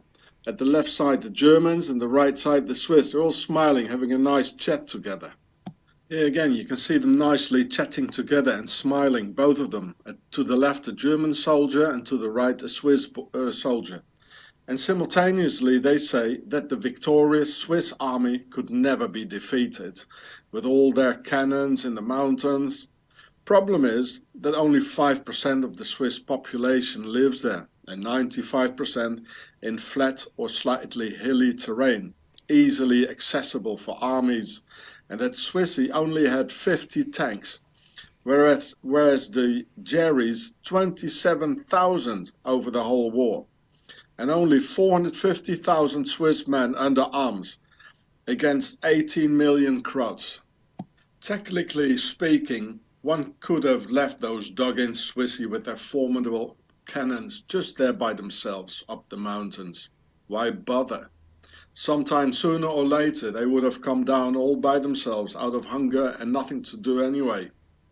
Hitler apparently once said, if I want, I can take Switzerland with the Berlin Fire Department. Then there was Hitler's mastermind for genocide and worldwide father of eugenics, the Swiss Dr. Ernst Rudin, born in St. Gallen, Switzerland. And just like Dr. Mengele, an ethnic Swiss, so was his military chief and commander of Auschwitz, Rudolf Hess, another ethnic Swiss, who even spoke Swiss German in Auschwitz. Just like the commandant of the first extermination camp, Sobibor, the SS Sturmbahnführer Christian Wert, nicknamed Christian the Terrible, also an ethnic Swiss. Further ethnic Swiss were Julius Streicher, the publisher of the anti-Semitic magazine Der Stürmer, the Stormtrooper, that just as the French Charlie Hebdo depicts other people, races and religions as animals, as the Swiss SVP Nazi Party performs today in the streets of Switzerland. The head of the SS, Heinrich Himmler, another ethnic Swiss, and there were many, many more on all key positions of the Third Reich. So here you can see Mr. Himmler, he's standing at the Swiss border and he's smiling. I had a good film about him, but Swissy managed to take it off. I can't find it anymore. I'll do it again one day. This is how the Swiss make Nazism legal. This is what Swissy taught the Germans then. And this is what's happening in Switzerland today. By making persecution, racial profiling, terror on entire families, torture and murder official and legal. By taking over the executive, put on a police uniform, army, justice department, lawyers, you name it. And Swiss is even exporting the modus operandi all over Europe by means of Swiss fascist speakers knotting ties to the worldwide family of haters finding their destiny in Nazism again. And in Switzerland this was never finished. And there are quite a few people in Switzerland with the name of Himmler. So what is an ethnic Swiss? During the 30-year war from 1618 to 1648, about 100,000 Swiss mercenaries called Reichsläufer and under Templars' command murdered about 20 million Germans and their children. About 2/3 of the German population in those days perished in this genocide on the German people. Whole German towns disappeared from the face of the earth, and Swiss mercenaries told the other Swiss back home, "The land is free, you can all settle down there." In the south of Germany, in Baden-Württemberg, big parts of Bavaria, Vorarlberg in Austria, Alsace in France, and northern Italy are all what is called ethnic Swiss, those who replaced the indigenous local population of this area because of the 30-year war, and was being spoken now an Alemannic dialect, like in Switzerland. These, in fact, are ethnic Swiss, from where most of the Nazi leaders, Nazi elite, and Nazi war criminals came from. They were all ethnic Swiss, or even born in Switzerland, the motherland itself. And in the still Gallo-Roman, now French Alsace, the Swiss mercenaries massacred 95% of the indigenous population. That's why the word Alsace etymologically from Al-Suisse, all Swiss. Thus the reason that Alsatians neither like the Germans nor the French, because they are Swiss. So this is that French part, it's called Alsace. They're all Swiss, and they speak Swiss, and they think Swiss. Because of the former mentioned reasons, these regions close to Switzerland are the richest in Germany, France, Austria, and Italy. In 2014, articles were published in big European newspapers that Switzerland actually wanted to form a great Swiss empire, with southern Germany, West Austria, Alsace, and northern Italy, to reunite all the ethnic Swiss back into the Reich. Under one roof, the Empire of Great Switzerland. Throughout history, this has well functioned as a buffer zone around Switzerland to better protect the motherland and central base. The Shoah, Holocaust, and the Second World War have been organized and executed 100% by the Swiss. By the way, I also lost my grandfather in 1942 because of the Nazis.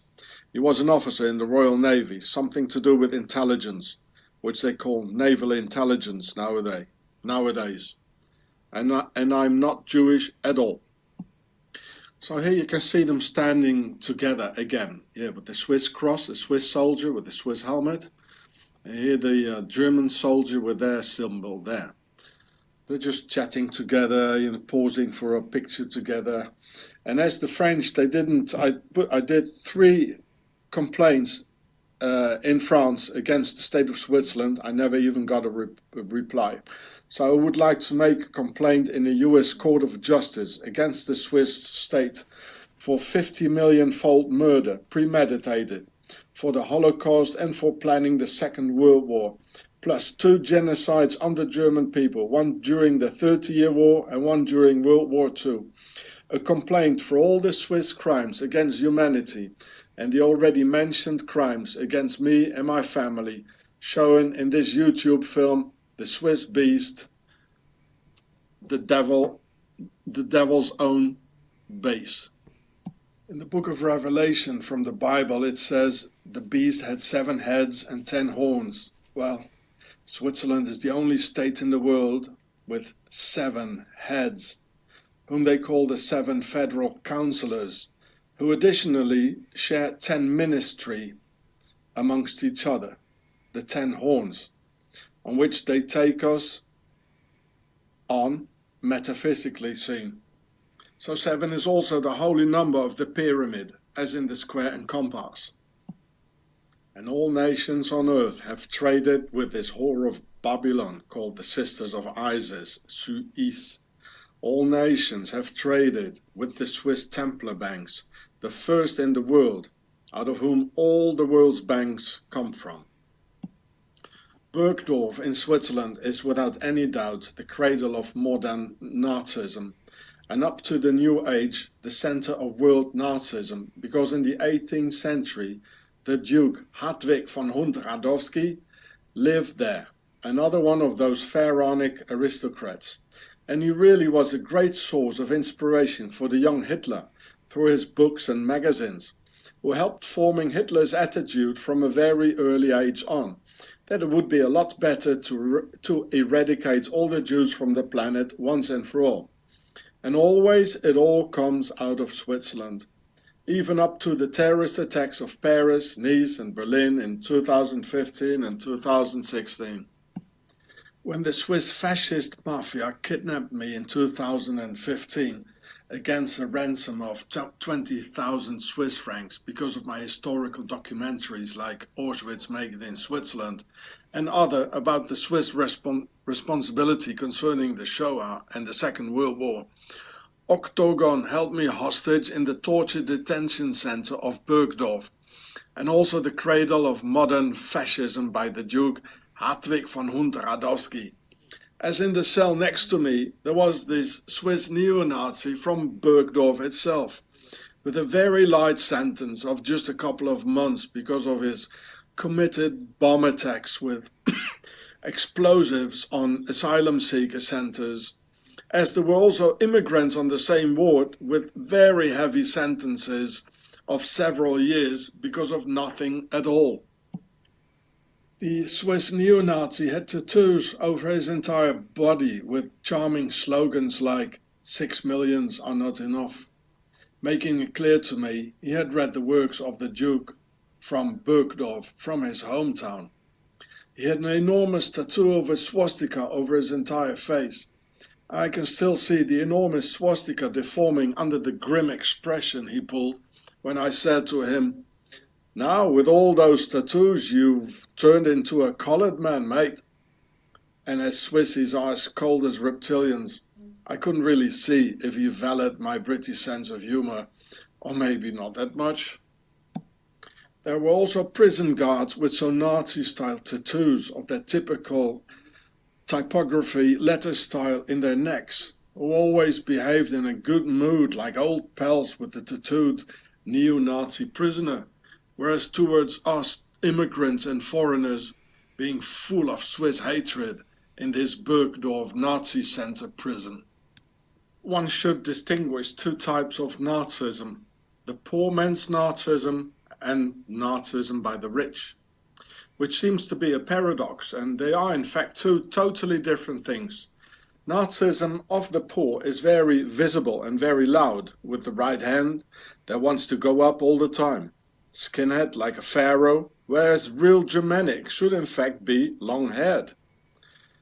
The tribal Nazism show their hatred at any suitable, mostly unsuitable occasion, not really gifted with too large intelligence in the style of their supposedly superiority, and mostly out of the working class and forced to live next door to those immigrants out of the category less desired neighbors.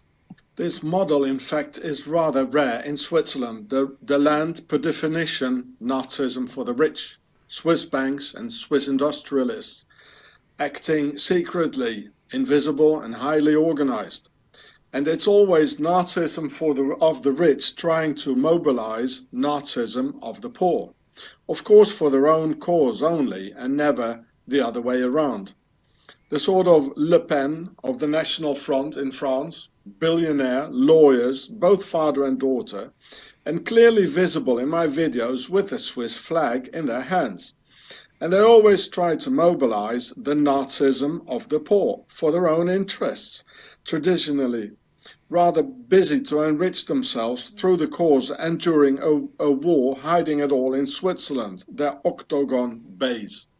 Just like in fact the Nazis did during World War II. And after the war, when Nazism of the rich has filled their pockets and vaults in safe Switzerland, they let the people and Nazism of the poor fall, left in poverty, hunger and total destruction, just as after World War II, the Crusades and the next big war coming up. The Nazis and the Swiss, therefore, have won the war, while the Germans lost the war. By the end of the war in 1945, in Hotel Maison Rouge, or Red House Hotel, which you can see here, at the Kléber Square in Strasbourg, France, a French secret agent of the Second Bureau, le Deuxième Bureau, furnished the last official witness account on the elusive Octagon ever since. And remember what I told you about the pharaonic Red House. But he said he didn't understand why the name Octagon, yeah? I do know why, and will reveal that to you here.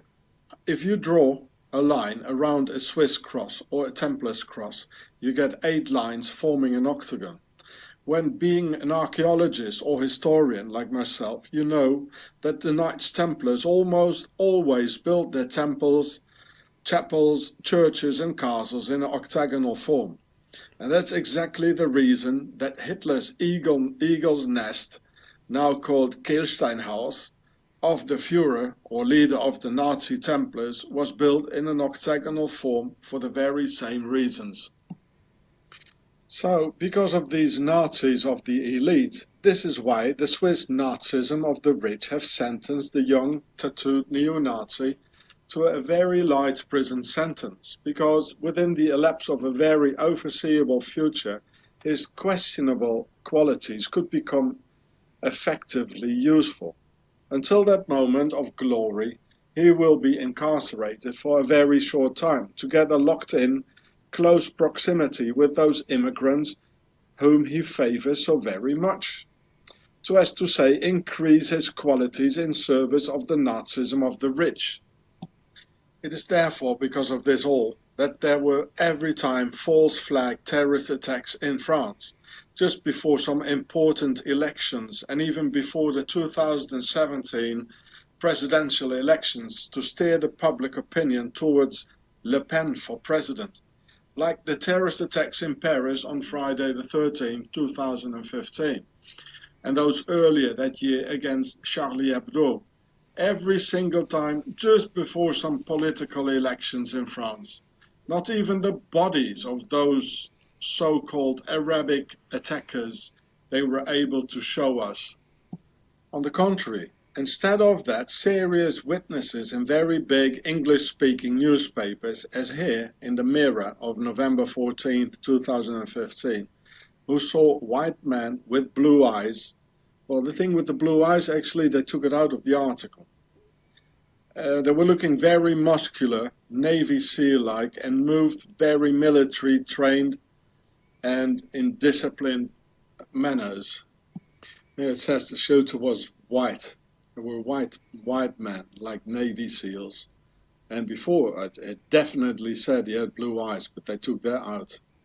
So here's some more of that witness account. You know, they're just cool after the shooting. They killed a lot of people. They look like soldiers or military, you know, mercenaries.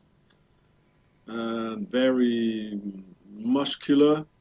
Well, read it yourself. Well, this is Octagon, no doubt. There were also witness accounts in the media seeing a second group of men who just stood there with their Kalashnikovs after the attack, apparently not knowing anymore what to do, mission accomplished, and nothing more in the hard disk. And exactly like this it was. There were two groups of men. One group of military drilled men from Octagon, who had put the second group in place. The second group consisted of brainwashed Arab pity criminals, and when the program by the CIA MKUltra had ended, they just stood there without knowing what to do next, nor how they got there. It was so in Paris and even more obvious in Nice on July 14, 2016, when the Arab lorry driver was just senselessly sitting in the driver's cabin when the surrounded police just executed the absent-spirited man in order to do away all possible evidence, in spite of the obvious fact that the terrorist caught alive would be worth a substantial lot more. I was in Nice that day and saw a huge police exercise with at least 20 huge police vans before the attack. And this practice has been witnessed just before all the terrorist attacks we had since 9/11. So the authorities in all tranquility can prepare the attack. How does it work, such a brainwash, and how did they do it? It started in 1951 when the Swiss poisoned the entire French town of Pont-Saint-Esprit with LSD in the flour for the local bakeries to convince the CIA that LSD is a good thing to use for the MK Ultra Monarch brain control program. Because exactly during this time the Cold War had started and it needed a valid product to extract intel out of a KGB agent. The Swiss and the biggest chemical plants in the world, now Novartis, the biggest chemical company in the world, had invested a lot of time and money to develop their product called LSD by Albert Hofmann, just a few years before in 1949, and couldn't find a market for it. The inhabitants of Le Pont-Saint-Esprit went entirely bonkers, like an end-time scenario transcended from the heavens. An 11-year-old strangled his grandmother. People thought being an airplane and jumped down from the 3rd floor. Others saw snakes crawling out of their bellies. Hundreds ended their days in the boogie house, and many died. "Nice sample," said the CIA, their Swiss director Alan Dulles and Swiss US President Eisenhower. "We buy it." Yes, there are currently more than 1 million Swiss Americans who totally undermined the USA. The Arab terrorists from Paris and Nice were all, and each one of them, small criminals, who in the night were extracted out of their cells in prison, so their fellow inmates didn't notice a thing. Then they were tied up upon a special stretcher in a clinic, Swiss LSD administered and heavily tortured. That hurts like hell and you want to run away, but you can't, because hands, feet, legs and body are strapped to the stretcher. So you run there, where you still can, in your head. One literally turns crazy for pain and a breach is opened, a barrier surpassed through which the consciousness slips through, into a new world where you've never been before. A new personality and a new identity gets created, like in a schizophrenia. Through the terrible pains, the old personality gets blocked out, because it's too painful to be there. Consequently, like a new blank page or empty memory SD card, one can fill in the new program, whatever you want.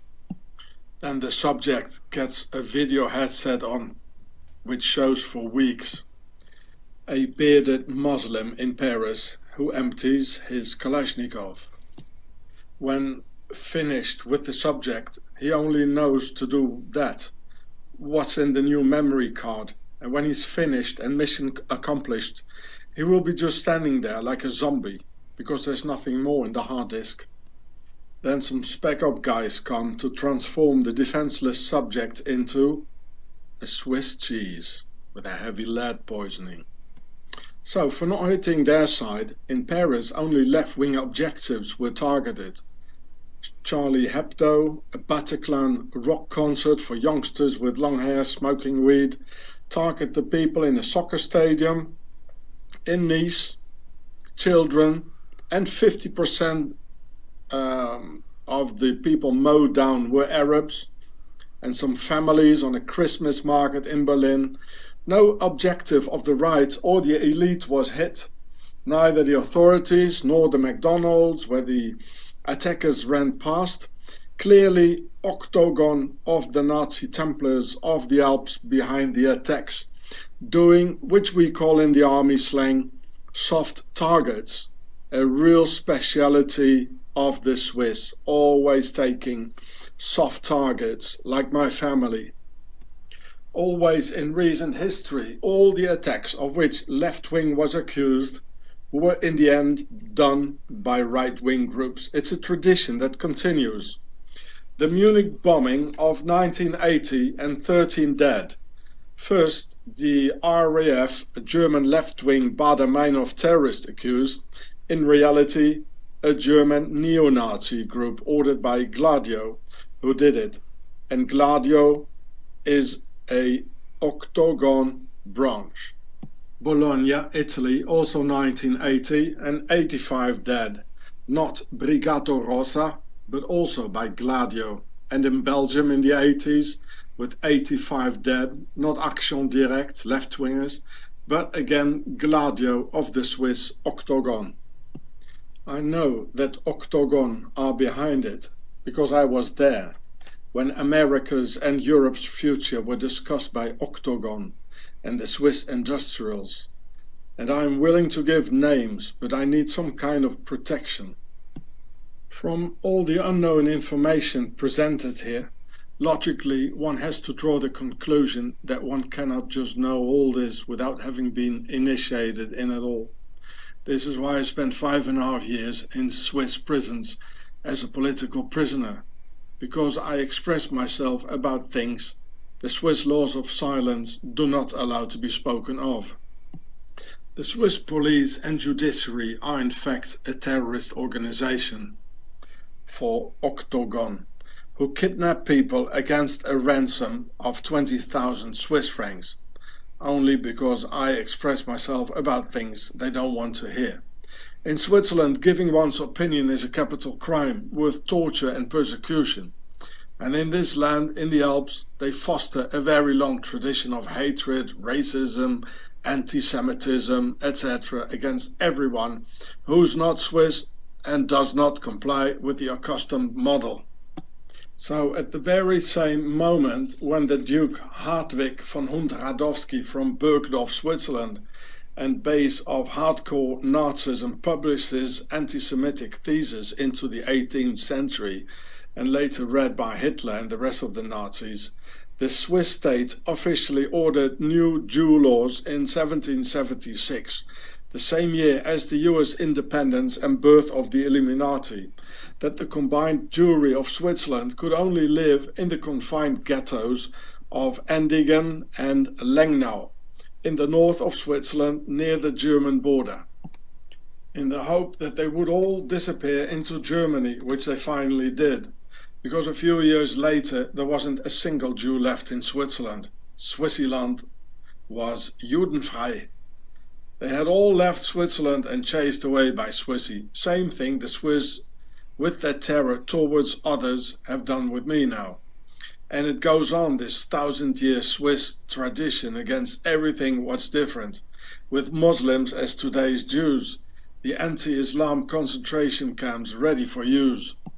Already in the Middle Ages in Switzerland, the Swiss state had already forced the Jews to always have a yellow circle sewn onto the jacket, together worn with the so-called Jew hat, a long yellow hat and prefixed form, almost like the typical sorcerer's hat. Therefore, it didn't really come by surprise that the Swiss state already before the war forced all the Jews to have a J stamp in their passports, a big capital letter J for Jude in it, in order to categorize them like cattle, plus the mandatory name David in front of their actual names for men and Sarah for women, all in the same pass and identity cards, which the Nazis in Germany thought a splendid idea, thus coming up with the yellow star. And in fact, Solomon's seal, a Jewish king of Pharaoh's descent, also called David's star, who also was a king. So that's the star of David, or Solomon's seal. It's a pharaonic symbol. Has nothing to do with the Jews actually, which the Orthodox Jews will agree with me. They know it too. Yes, in Switzerland, all that's not forbidden is compulsory. Even the slave ships going to the Americas belong to the Swiss. Watch this film here. The KKK, Ku Klux Klan, was founded by the Swiss and has a logo of a white cross on a red underground, the flag of Switzerland. And officially the KKK is the official slogan of the Swiss parliament for consensus, compromise, concordance, all written with a K in German, meaning we in Switzerland don't make any compromises, no consensuses and no concordances. The Lockerbie bombing was orchestrated by the Swiss and their Mabo company of Zurich. See this film. And the terrorist attack of Tunisia in 2015 were provoked by the Swiss fascist police of Zurich. The proofs of all that are in my English videos about that. Octagon's Swiss Grey Eminence François Genoux was a personal friend of Adolf Hitler and of Amin al-Husseini, the Mufti of Jerusalem, the uncle of Yasser Arafat, the PLO leader, and leader of 2 Muslim SS divisions. He was a general in the Nazi army, and they were the largest SS divisions in the Third Reich, who, with the help of Hitler and the Swiss, waged a real jihad in the Balkans, in Europe, against Serbs, Jews and Gypsies, murdering about 400,000 men, women and children. Most of all in the terrible camp of Jasenovac, where the river next to it turned literally red because of the spilled blood in it, the blood of jihad in Europe enabled by the Nazi Templars, who had an alliance with Saladin. Remember? An alliance with Saladin. Talking about death camps, the Swiss had even death camps in the US, murdering and torturing many Americans just 200 years ago, done so by Swiss captain Heinrich Wiedz, who changed his name into Henry and who was a doctor, just like the Swiss sadist and Swiss Nazi Minister of Health in the Third Reich. After the war, the Swiss Genoux found a lawyer for Klaus Barbie, the butcher of Lyon, who was even taken into the US with the paperclip operation. And he found a lawyer for Adolf Eichmann and many other Nazi war criminals. Together with one of Octagon's other grey eminences, Hans Huber Ahmed al-Swisri, they founded the Swiss bank Al-Taqwa to better finance the Islamofascism with which they'd infected Islam with Mein Kampf propaganda and to finance the left-wing terrorism of the 60s and 70s, who on top of that were trained by the East German Stasi, led for 30 years by the ethnic Swiss Erich Honecker from the Swiss Palatines in southern Germany, and in fact far from eastern Germany. Here we can also see how left-wing terrorism of young misled people and right-wing neo-Nazism all emerge into one single thing when one follows the river back to its source. Switzerland, Swaziland, and the Octagon Templars. And when we follow River Nile even further, well, you got it. In 2001, the other grey eminence of Octagon Switzerland, Hans Huber Ahmed al-Swisri, forced himself twice in our house, which was only a few kilometers away from where he lived himself. He came to threaten us that I should better write against the Jews and Christoph Meili than against Switzerland. If not, I would never see my son Myron anymore, who just got kidnapped by the Swiss. I refused, and I never saw my beloved child again. 17 years have passed now, and I don't even know if he's still alive or not. The first time the grey eminence came, they were 5, and the second time 6, and the 6th was an Arab. All that because of an article in the Basel newspaper that I published in 1999. I already knew beforehand that any complaint like the 3 previous ones in France wouldn't bring anything, because through the worldwide masonry web, the Swiss Octagon has all power. Freemasons getting their orders from Octagon's Templars in the Alps.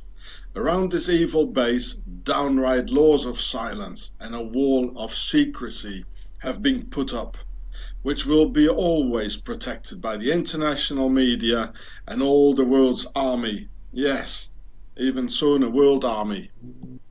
The Swiss are organized criminals who have a country. Is fecit qui prodest? Who profits from the terrorist attacks in Berlin, Paris, Nice, Madrid or London? Answer: Switzerland, because it destabilizes the by the Swiss hated European community, makes immigrants and Muslims to scapegoats, will lock down Switzerland's border and end free passage in Europe, all in the interest of a land ruled by the far-right Nazi Templars. Swissy is everywhere on all key positions. Foreign Minister in England, in the US the Defense Minister, getting welfare money from the motherland. And how can you lose 1 million men during the Battle of Verdun in just a few months' time? Didn't the generals attend officers' school? Well, Pharaoh's aristocratic octagon sent all the men, both French and German, to some hills in a huge forest area where all cannons, both French and German, were adjusted to shoot them to pieces. Because humanity is a farmed race, and the Anunnaki, in fact, Pharaoh's aristocracy. I hope that one day the world will wake up and recognize that Switzerland incarnates evil, the base of the devil.